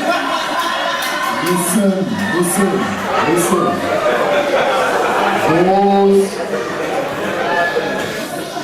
Those of us who want to go back to Africa That's fine. I have no problem with that. You understand? But don't presume that the majority of us will want to go back. Right? I don't want to go. Right? That's the first point. Now the second point is in relation to the lady who just spoke. Right? She mentioned something about ignorance of the law. What law? What law? Remembering, as I said before when I started, putting ourselves back in time is extremely difficult. It's only a few of us can do it. We still continue to think 21st century. So we see, so we continue to see me dragging this man here and pushing him on a slave ship as evils because we are thinking 21st century. Think 18th century. You will see things different. One of the panelists wants to two of the panelists.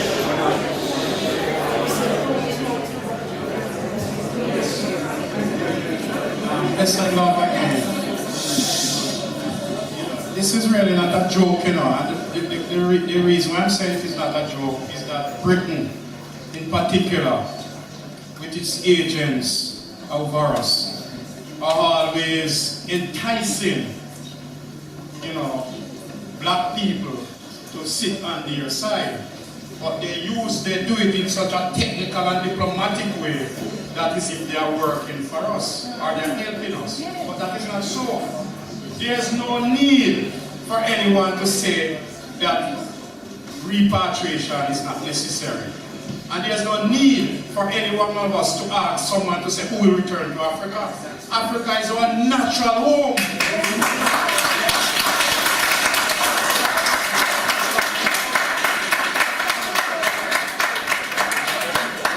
When people are talking about reparation, they don't respect these people already mean what they're saying. They are just here to satisfy Britain because they can't say anything that doesn't go with Britain. If you speak here for your own self, then you're not included because that is what is happening from slavery until now. That's what you're talking about. The time from emancipation from 1834 to 1838. What happened during that time, students? Let me tell you what happened that time. George William Wilberforce, along with Sam Shaw and those people, changed the repatriation that we fought for. They changed it to coffee and banana and 4 acres of land on the inside. Some of them would get that. And that is what they're holding on today. That is why when emancipation came, the Quakers were the ones who turned away black people from Africa. They are the ones who give them little plot of land here that only can plant ganja and tobacco on the hillside and the whole of the estate they left there. And they have the people there, the black people there on the estate who are slave owners, use the whip and all that. They are the same ones today who come in and tell you talking about reparation. But what I mean by reparation? Few dollars in the bank of Jamaica for some people who can buy a night in out of it. When they come in, you know, it's to pay debt and to keep white people, Britain in power. So all you hear they talking about, they don't mean us any good. Because they're rich and powerful already and never very king. Listen.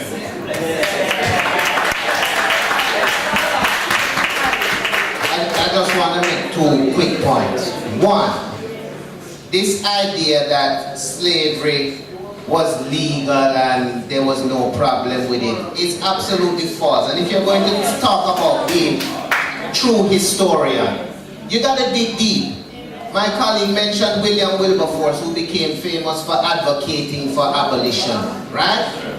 But the case of the horrors of slavery was brought to Wilberforce's attention by an African by the name of Aluwada Equiano, who was a member of a group known the Sons of Africa, right? Which also had members such as Kogwano. These were Africans who grew up in Africa, knew the system of slavery in Africa. They got sold into slavery themselves, were able to gain their freedom by one way or another, ended up in London in the 18th century, and then began advocating for the abolition of slavery to free the rest of their brothers and sisters of their race. They are the people who brought it to the attention of Wilberforce and other British MPs who began the abolitionist movement. So to say, and when they brought these stories to the MPs were so horrified that it created a movement.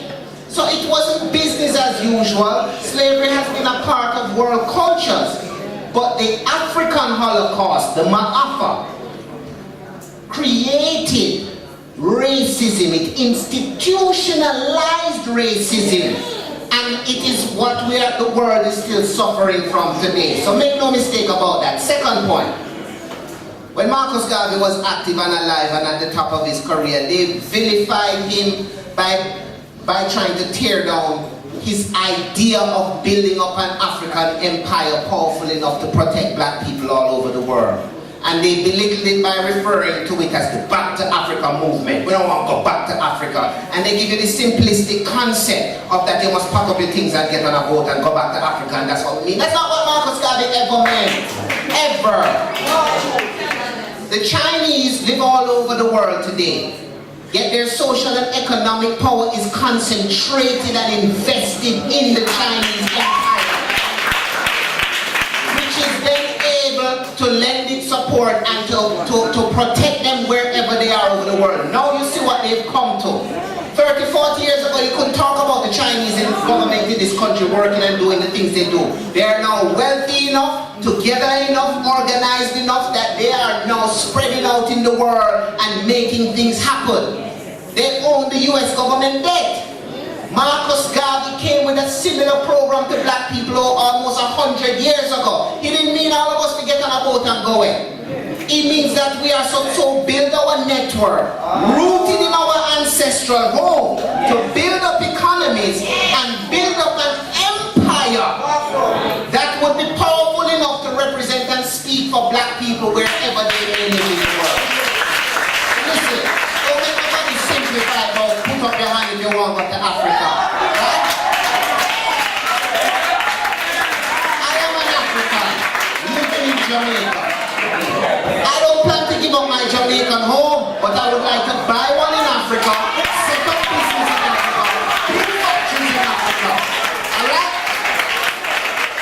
Yeah, okay.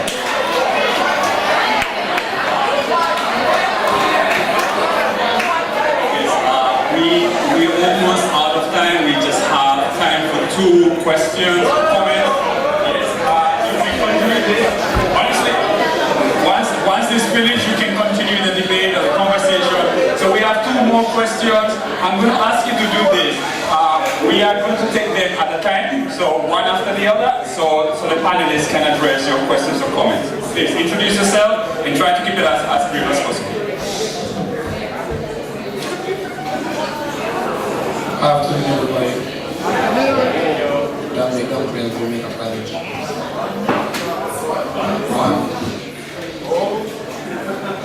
My question now is, you said like the fact that the Africans require reparations, was that reparations trinkets were enough to suffice for the oppression and the wickedness dished out. The very important question is, do you think that that was enough? Because in order for the economy to strive and build, there are 3 things that are required: money, education, and people. And the very fact that you said that it was enough is completely false. Another thing.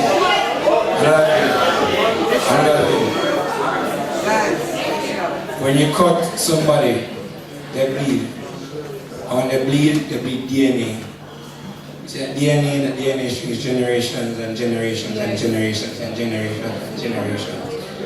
It's very, DNA inside you is what makes it, you can't change that.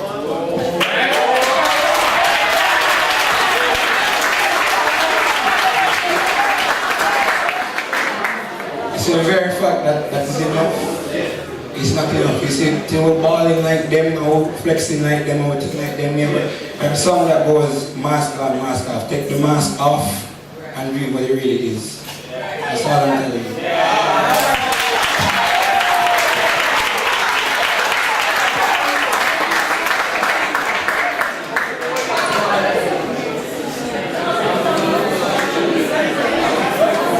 Well, good afternoon, everyone.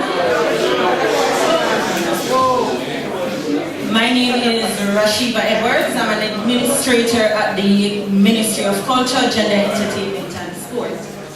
Now, the question I have, and I will be very brief to Mr. Dingwall, is you stated that the fact that slavery was a trade and at the time it was okay, it was legal. And the first thing that came to my mind sitting down was, war was legal.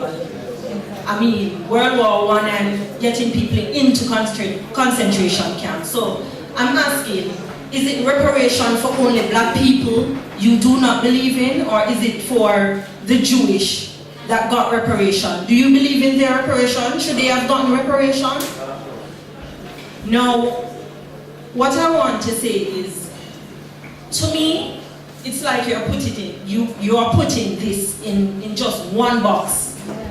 The reason I said that is because we're not only talking about the act that was committed, because as they have stated before, slavery, not slavery, but the trade amongst Africans, it happened. However, it's what happened in our minds after that, how we were beaten down as a race. Now, I was in America last year. I was working with Jews. You do have Jews that don't believe in their reparation. You do have Jews that don't at all believe in their reparation. So I think it's fine that you don't believe in this, because everyone is entitled to an opinion. However, when I would say we're bleaching our skins from white because what was put in our mind. My 5-year-old said to me last week, I put on a curly hair, because about close to a year ago, I cut my cream process ends off and decided to go natural. And it's not until I met persons like Mr. Stephen Bowling that I have so much pride wearing this right now. But my 5-year-old said to me when I had curly hair, "Mommy, I don't like that. I like when you wear this." And I wash my hair, and you know how hard natural hair is to groom in the morning. Oh God. And I was going to be late for work. I took it off, I put it up, and the biggest smile from left to right, my 5-year-old. She came to me and she said, "Mommy, they're talking in schools." I'm going to wrap up now. They're talking in schools about, she's saying, a girl with pretty hair, and they're saying, "Oh, her hair is pretty," and everything like that. And she said, "Mommy, what about us? I think that our hair is beautiful as well." So I don't think it's the trade that happened. I think it's the oppression and the atrocities that they brought upon us. That is the biggest thing, going back to our roots. How it impacted us. I have a student loan, 1.8 million. I have friends that are British, and she don't owe that in student loan. Okay. We have to. Alright, so this is what is going to happen now. I said that this will be the last 2 questions. I lied. We're going to allow the panel to respond, and then we are going to have 2 final questions, one on that side and one on this side. So between the 2 of you, decide which one goes. The panel is going to take or respond if they feel so, and then if they feel that they need to respond to what just been said, they will respond, and then we'll take a question from you and a question from you.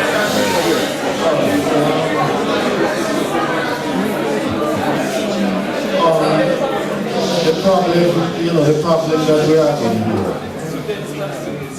the problem that we're having here is that we fail to contextualize what happened. You understand? That's the problem that we're having today. You understand?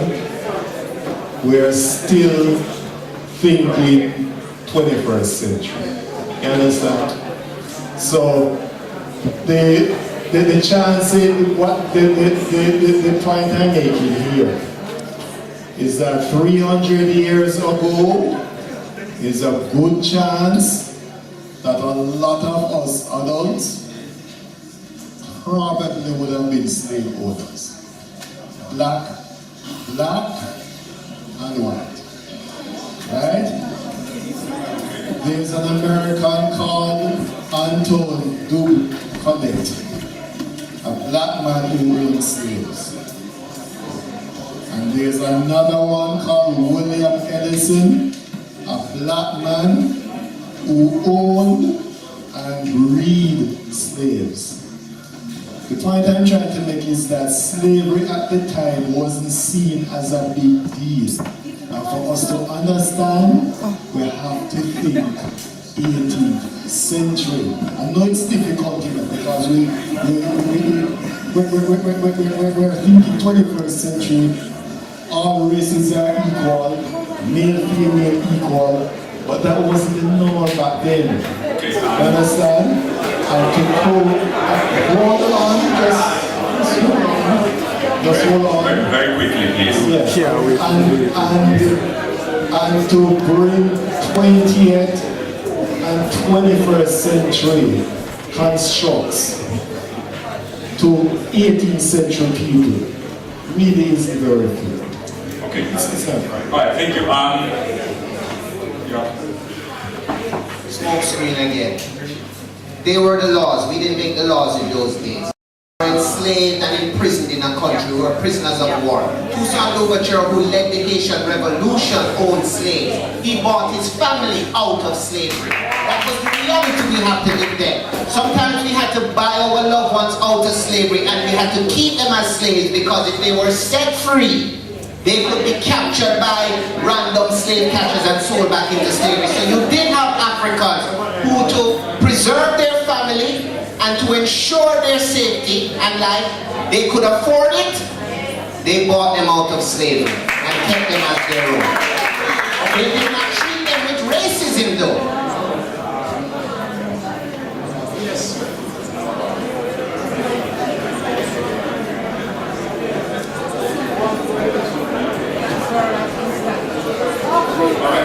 So very quickly, I'm begging you please, very quickly to put your questions or comments. We're going to have one from here, two from there, and after that we'll allow the panel to come back to you for one last time, and that will be it.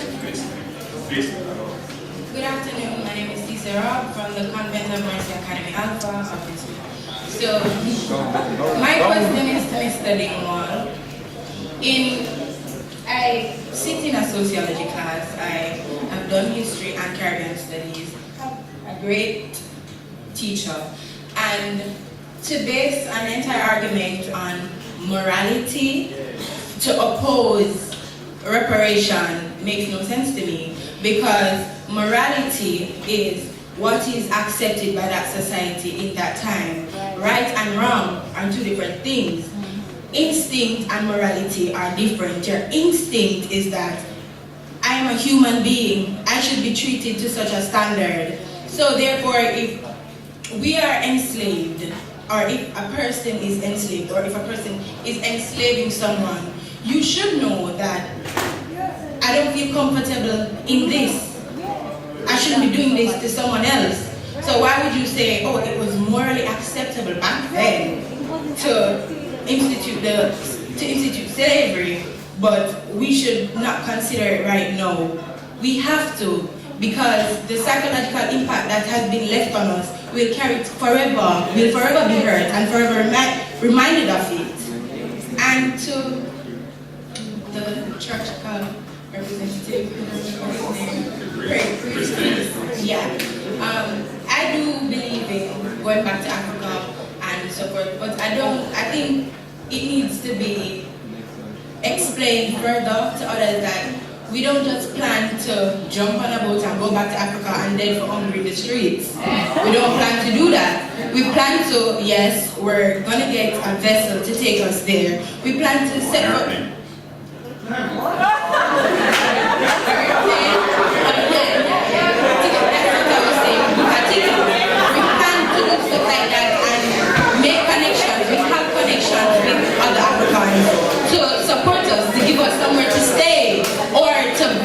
Somewhere. We do plan to establish settlements, as Mr. Golding said, and trade, of course. Thank you. Good afternoon, everyone. My name is Roger Mills. I'm from Jamaica College. Let me firstly say I am for... I'm sorry, I have problem pronouncing it. Reparation, yes, sorry, memory slipping. Alright, let me be quick. Firstly, let me just say we all have to maintain an open mind in considering this topic. We have to weigh this thing from both sides and analyze. I'm a firm believer in that. However, we must learn how to move forward, and I don't think that in moving forward we're going to base most of the details that we're trying to use to support facts that we think are there. So our opinion on events that occurred or on things that we think was there from back then. You can't use the morals of back then to know. That's going to be totally different. And Mr. Dingwall, I'm not attacking you for your opinion, I'm just stating what I believe. Also, Mr. Holy, you highlighted that it's based on our thinking and how we terminalized slavery. What, and to my friend here from Ministry of Education, Youth and Culture as well, what steps do you think we can take as a nation to put this thing in our schools, to put it in the infrastructure of our schools, to educate the young? Because if this is not there from grassroots stage, it cannot come up into the next generation. If we don't get our 4-year-olds, our 5-year-olds, our 3-year-olds into this thing, we cannot expect a full outcome and a full stance on this. Because in order for you to have your stance, you must know what you are about, who you are, and what you are for. You can't just take up the position saying, okay, I'm from African descent and therefore it's for me. But if you don't understand and internalize and see from a different angle, put your foot and put yourself in the shoes of our ancestors who were brought here, beaten, mutilated, and many other derogatory terms that I don't think are needed at this point, to force them into working for free. So that's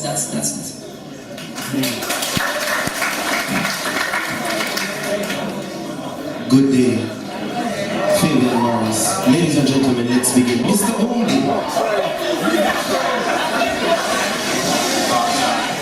Let me remind you that we should keep this brief. Yes, I will be very brief. Mr. Oldie, I want to commend you because the fire and the passion that you had is the fire and the passion that we need. Those that are representing, that are on the reparations team, they need to have that fire. Because let me tell you something, my grandmother used to teach me that you have to have the fire, you have to have the drive, you have to have the passion. And if we don't have that fire and drive, they won't think that it is of any importance. Another thing, Mr. Dingwall, I want to address to you this thing. I don't want to bash you, I don't want to say nothing against you, but let me tell you this. No, in Britain needs to understand this, that there was a degradation of the political fabric of Africa.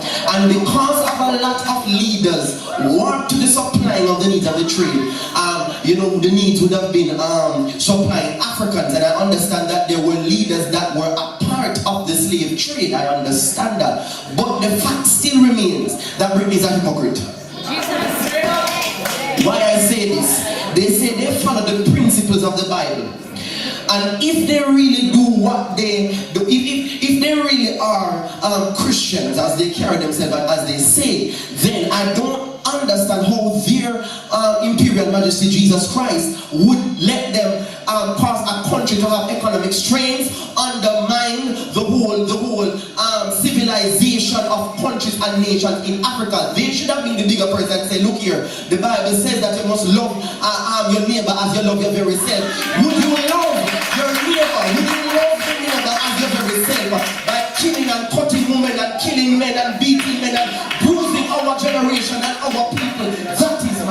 question I want to ask you today. Is this Christian-like? Is this what the Bible that we say we should stand on? Is this right?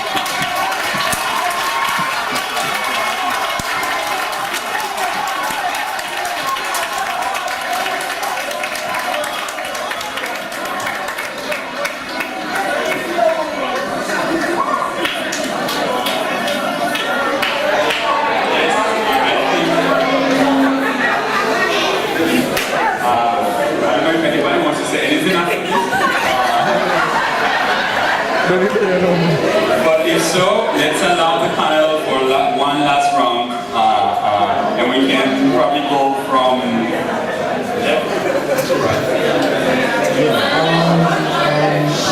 Listen. I keep working on myself, and I know I'm very unpopular, but listen, right? We're letting our emotions get the better of us. You understand? And the things that the young man said, no. Again, people 300 years ago would look at him and wonder if he's crazy. It sounds, please, listen, just listen. You're not listening, that's the problem. We are still thinking 21st century. I used to be like him, you know. Just listen. We have to learn to contextualize history. You understand? 300 years from now, our descendants are going to look on us as savages for some of the things that we take for granted. No! So don't be quick to condemn people of past. I don't do that anymore. I used to be like him and I used to do that. But I don't do that anymore. And that's just one more quick point. This thing about Jews being compensated versus Africans being compensated, there's a lot I can say about it. Right? But the compensation of the Jews that was accorded to Jews was because of a different reason. What the Jews went through is not the same as what we went through. Just be quiet, please. I don't have enough time. Right? The Jewish Holocaust is not the same as slavery. Right? Well, perhaps when they finish, I can explain further, but we don't have time to get up on this.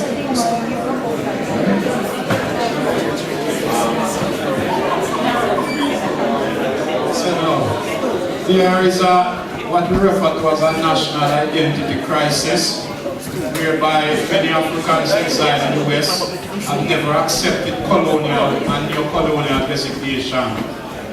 Rather, these patriarchs have wholehearted, like myself, adopted the concept of African nationality, inspired by the most right honorable excellency, Honorable Marcus Mosiah Garvey. Now, as a result of that, in 1958, on the 1st of March, the Ethiopia-Africa Black International Congress was established for freedom, redemption, and international repatriation and compensation, which is referred to now since a couple months ago, a couple years ago, as reparation. You know, so these people, the people are always talking about reparation. They're always trying to avoid discussing international repatriation.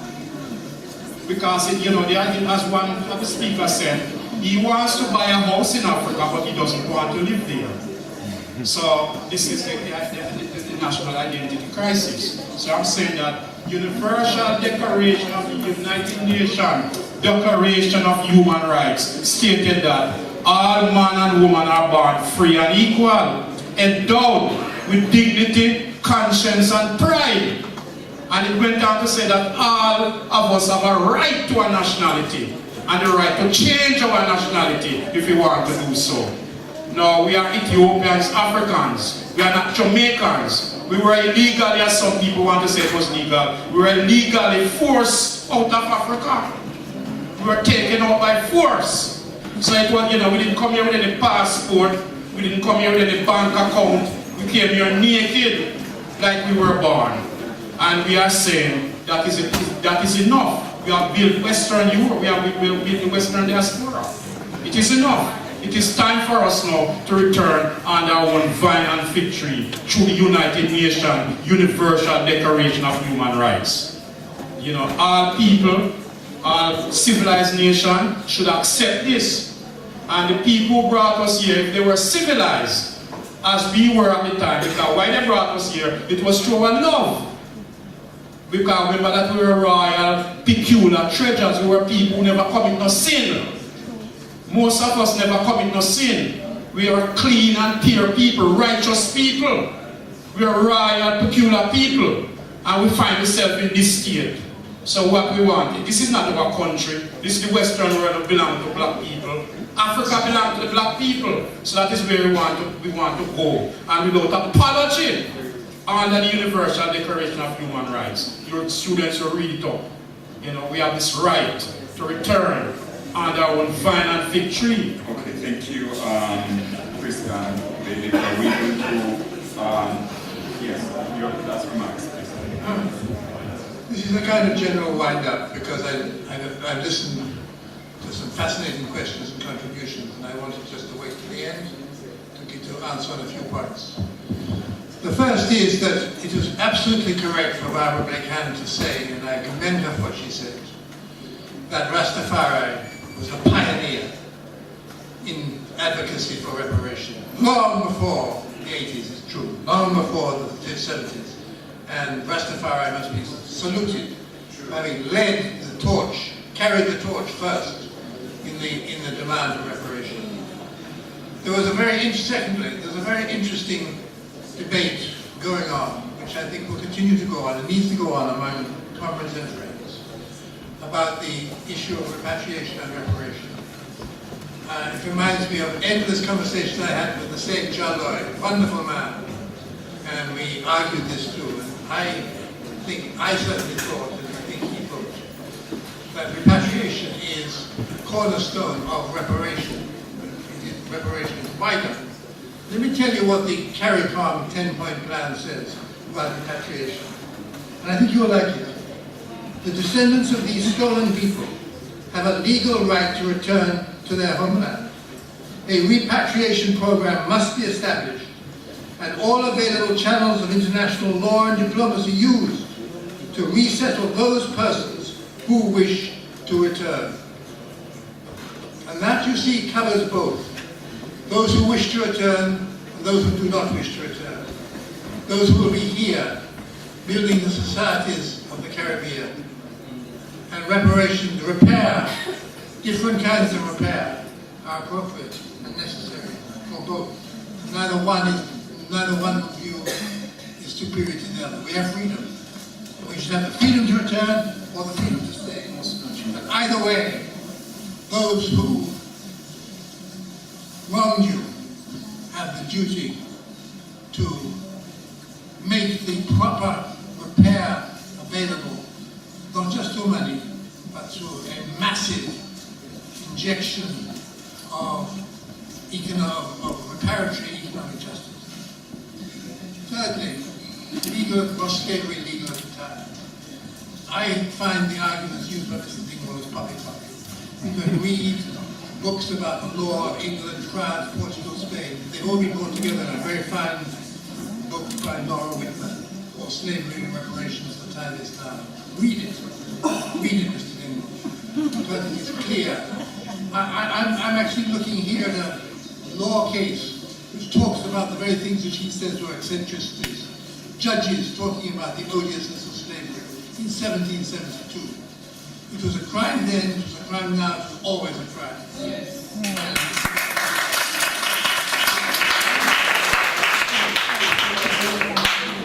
There's also been mention made of the United Nations. And I think it's interesting that we have a Jamaican judge at the International Court of Justice. Judge Patrick Robinson, who has made a magnificent speech on the 3 cornerstones of Jamaican self-reliance and true independence. Get rid of the monarchy, join the Caribbean Court of Justice, make a claim for reparation. And they are all in a funny way, 3 different things intertwined. It would be possible to resolve this question about the illegality of slavery and the right to compensation and reparation by having a case referred by the United Nations General Assembly to the International Court of Justice. But that, friends, would mean a tremendous mobilization, not just by the Jamaican government and Caribbean governments interacting with Africa and other powers, but our people, some of whose energy has been displayed this afternoon, this morning, our people putting pressure on our government. Because this 10-point plan that I'm talking about is pure pie in the sky, unless we work for it and make sure our governments work for it. Our governments are not going to stand up unless we are prepared to stand up behind them. And that is, I think, what I would appeal to all the youth here particularly, to find ways of answering not the first question, is reparations due? Is reparations due? The second question now is, what does reparations mean? What should it mean? What sorts of repair are necessary in our society to make it wholesome and the kind of society that Marcus Garvey was advocating? That needs a lot of work. It needs a lot of enthusiasm. I see the enthusiasm. Let's have the work.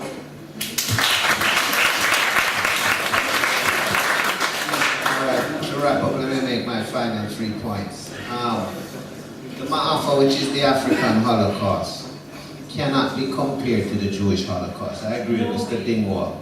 Because compared to the African Holocaust, the Jewish Holocaust was a cakewalk, and I mean no disrespect to anybody when I say that. 10 years is not 300 years, right? And the sort of brutality you were subjected to. The young lady from Alpha made a good point here. Let me tell you something. And the brother from JC. Of course, Britain knew what they were doing was wrong. And we have the evidence of this. I would love all of you to go down to the Institute of Jamaica and look at some of the artifacts from the slave period. For a minority of people to keep a majority of people in the conditions that they did in slavery, it took some ingenuity on their part. So take a look at the shackles that were made to prevent you from running. That if you run, part of it stuck out in a way that it would stab you in your other leg. Or the collars that they put around your neck with the hooks hanging off it. So if you try to run through the bush and you're running fast because they're chasing you, it hooks you and it hangs you. It took thought. Barbara Blake, Hannah mentioned the device they made to force your mouth open so that they could defecate in your mouth and seal it up. And they left you like that for 3 days. Listen, you guys watch TV, right? You see what it is when groups like CIA have these things called black ops, where they torture people to get information out of them. They put towels on their face, pour water something like drowning, right? It was the same thing for our ancestors, because they understood that they didn't want to kill these Africans, because they needed them for their labor. So they came up with these ways of discouraging you from fighting for your freedom or from running. So it was torture. They would do things to your children, to your mother in front of you, threaten her. It has created a cycle and system that still exists in Jamaica till today. This is what I need you all to understand. So they knew what they were doing was wrong, and it is evident in the devices that they came up with. That's why I want you all to look at it as a war. They had instruments of torture and weapons of mass destruction constructed to keep us in slavery. Because they know nobody was going to sit down there and just take that. They had to enforce it. And it is in the enforcement of it that the atrocities and the brutalities arise. And that is why we're claiming reparations. So don't listen to this talk about, 18th century thinking and 21st century thinking. Torture in the 18th century is just like torture in the 21st century. Final point. I did not say I want a house in Africa, but I don't want to live there. I said I was not prepared to give up my house in Jamaica. I have a house in Kingston and St. I'd like one in Mobile. I'd like one in Portland too. I'd like to be wealthy enough to take my family around and to our properties. I look at Africa the same way, simply an extension because it is where I'm from. And I have an inherent right to possess myself of Africa, as Marcus Garvey says, right? Speaking about reparations, and many people have been involved over the years, and I salute and commend everybody who's been commended. But our first national hero, never forget this, that on the formation of the League of Nations in 1990, he's the first prominent Jamaican I know, not the first to repatriate, but the first to take a case to the League of Nations. Marcus Garvey demanded the return of the colonies that had been confiscated from the Germans after World War I, namely colonies like Tanzania, Cameroon, or four different colonies that the League of Nations, because the Germans lost the war, were confiscated. He asked that those colonies be turned over to Africans in the West for a repatriation program for us to return to Africa and help to build it up. Right? So even 100 years ago, our first national hero was conceptualizing reparations. He didn't say write me a check, but he said hand over to us these colonies. And then he went about constructing his own shipping line to facilitate the transportation and so forth. So it's not a new concept. And he wasn't the first to think of it. What I don't want is for your generation to be swayed by the smear campaign and the propaganda that comes from the former colonizers and oppressors to dissuade you from pursuing this argument. And to answer the JC student, what are we doing to make sure that the younger generations learn? I need you all to be ambassadors for this. I need you all to take these conversations into your classrooms, take them out on the playing fields, take them out on the streets, take them into the churches, take them into your living room with your parents at night, right? But keep the conversation alive and adjust your attitudes to understand that we don't need to prove to the world that we're entitled. The whole world knows what was done to us. They know we're entitled. The question is, are we united, disciplined, focused, and diligent enough to see the battle through and to win the victory, right? Because this is what they do in courts of law. When you don't have money and it's a rich versus poor, they call it a war of attrition. They drag it out forever thinking you will give up. And that's what's been going on with us. It's being dragged out hoping that you will give up. What I need for you all to do is never give up, as your ancestors did.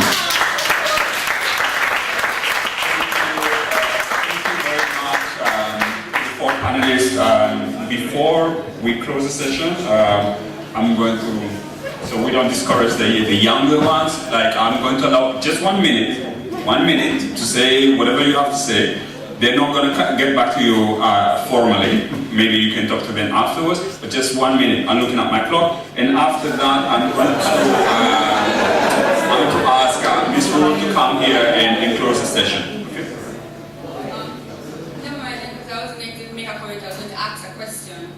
Since you said there's no answer, then I suppose it makes no sense now. No, hello, my name is Shakira. My question is to Mr. Dingwall. Earlier in the closing statement, you said that reparation is not necessary because we received the islands. But what about the Africans? They didn't ask to come here, so I don't think that's a justified statement. And also, what about the ones who want to go back? What I want to know, what is your genuine grievance against Mr. Bailey's suggestion that the money, instead of being given to the islands here, it being invested in Ethiopia to help to develop Africa? What do you think is wrong with that, and why are you so against it? Because in my suggestion, it would be a win-win, because the Jamaicans who are here, who are indifferent, they won't be affected, but the persons who want to go back to Africa, they'll have the opportunity to go back to a developed country. So you're not saying why you're against that, so I would like to know, since your arguments against the whole thing seems to be very economic based, what is your arguments against Mr. Bailey's suggestion? About development.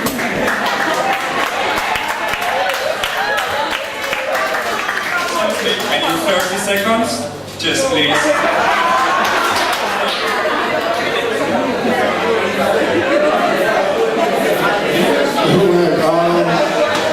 Not sure if I can answer this in 30 seconds, but I'll try. First of all,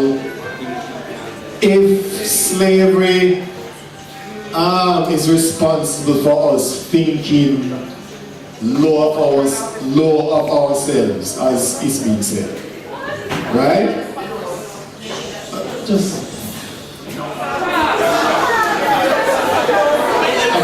I just don't have enough time to answer. Okay, all right. Right?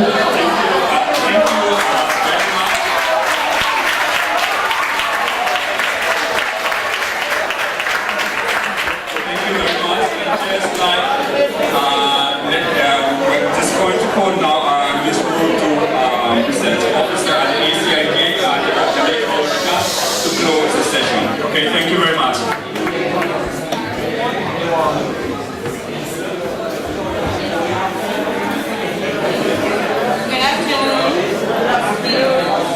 Ladies and gentlemen, on behalf of the National Council for Reparations, the Center for Reparations Research, the Institute of Jamaica, the African Caribbean Institute of Jamaica, and the Director of the African Caribbean Institute, Mr. Bernard Janke, I would like to thank Mr. Golding, Sir Gifford, Mr. Dingwall, and Priest Bailey for taking time out of your busy schedules to speak on a very important issue.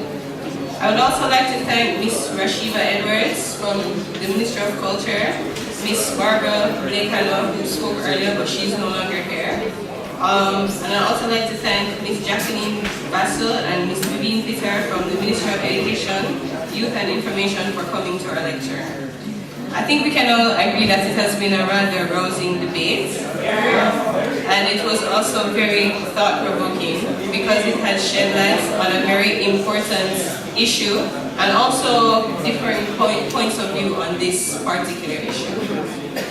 I think it's also very important that we take the time to understand and hear everyone's point of view, because it's necessary for deciding how we're going to come together as a group and move forward on the topic of reparations. So I want to thank everyone for coming to our discussion panel, and I hope to see more of you guys at the rest of our events for the February program, and I hope you enjoyed it. Thank you.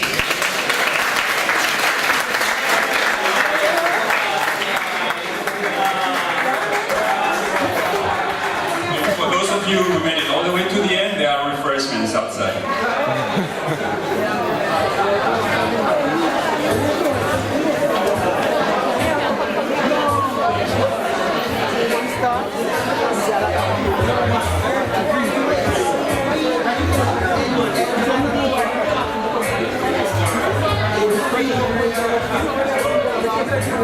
It's fine.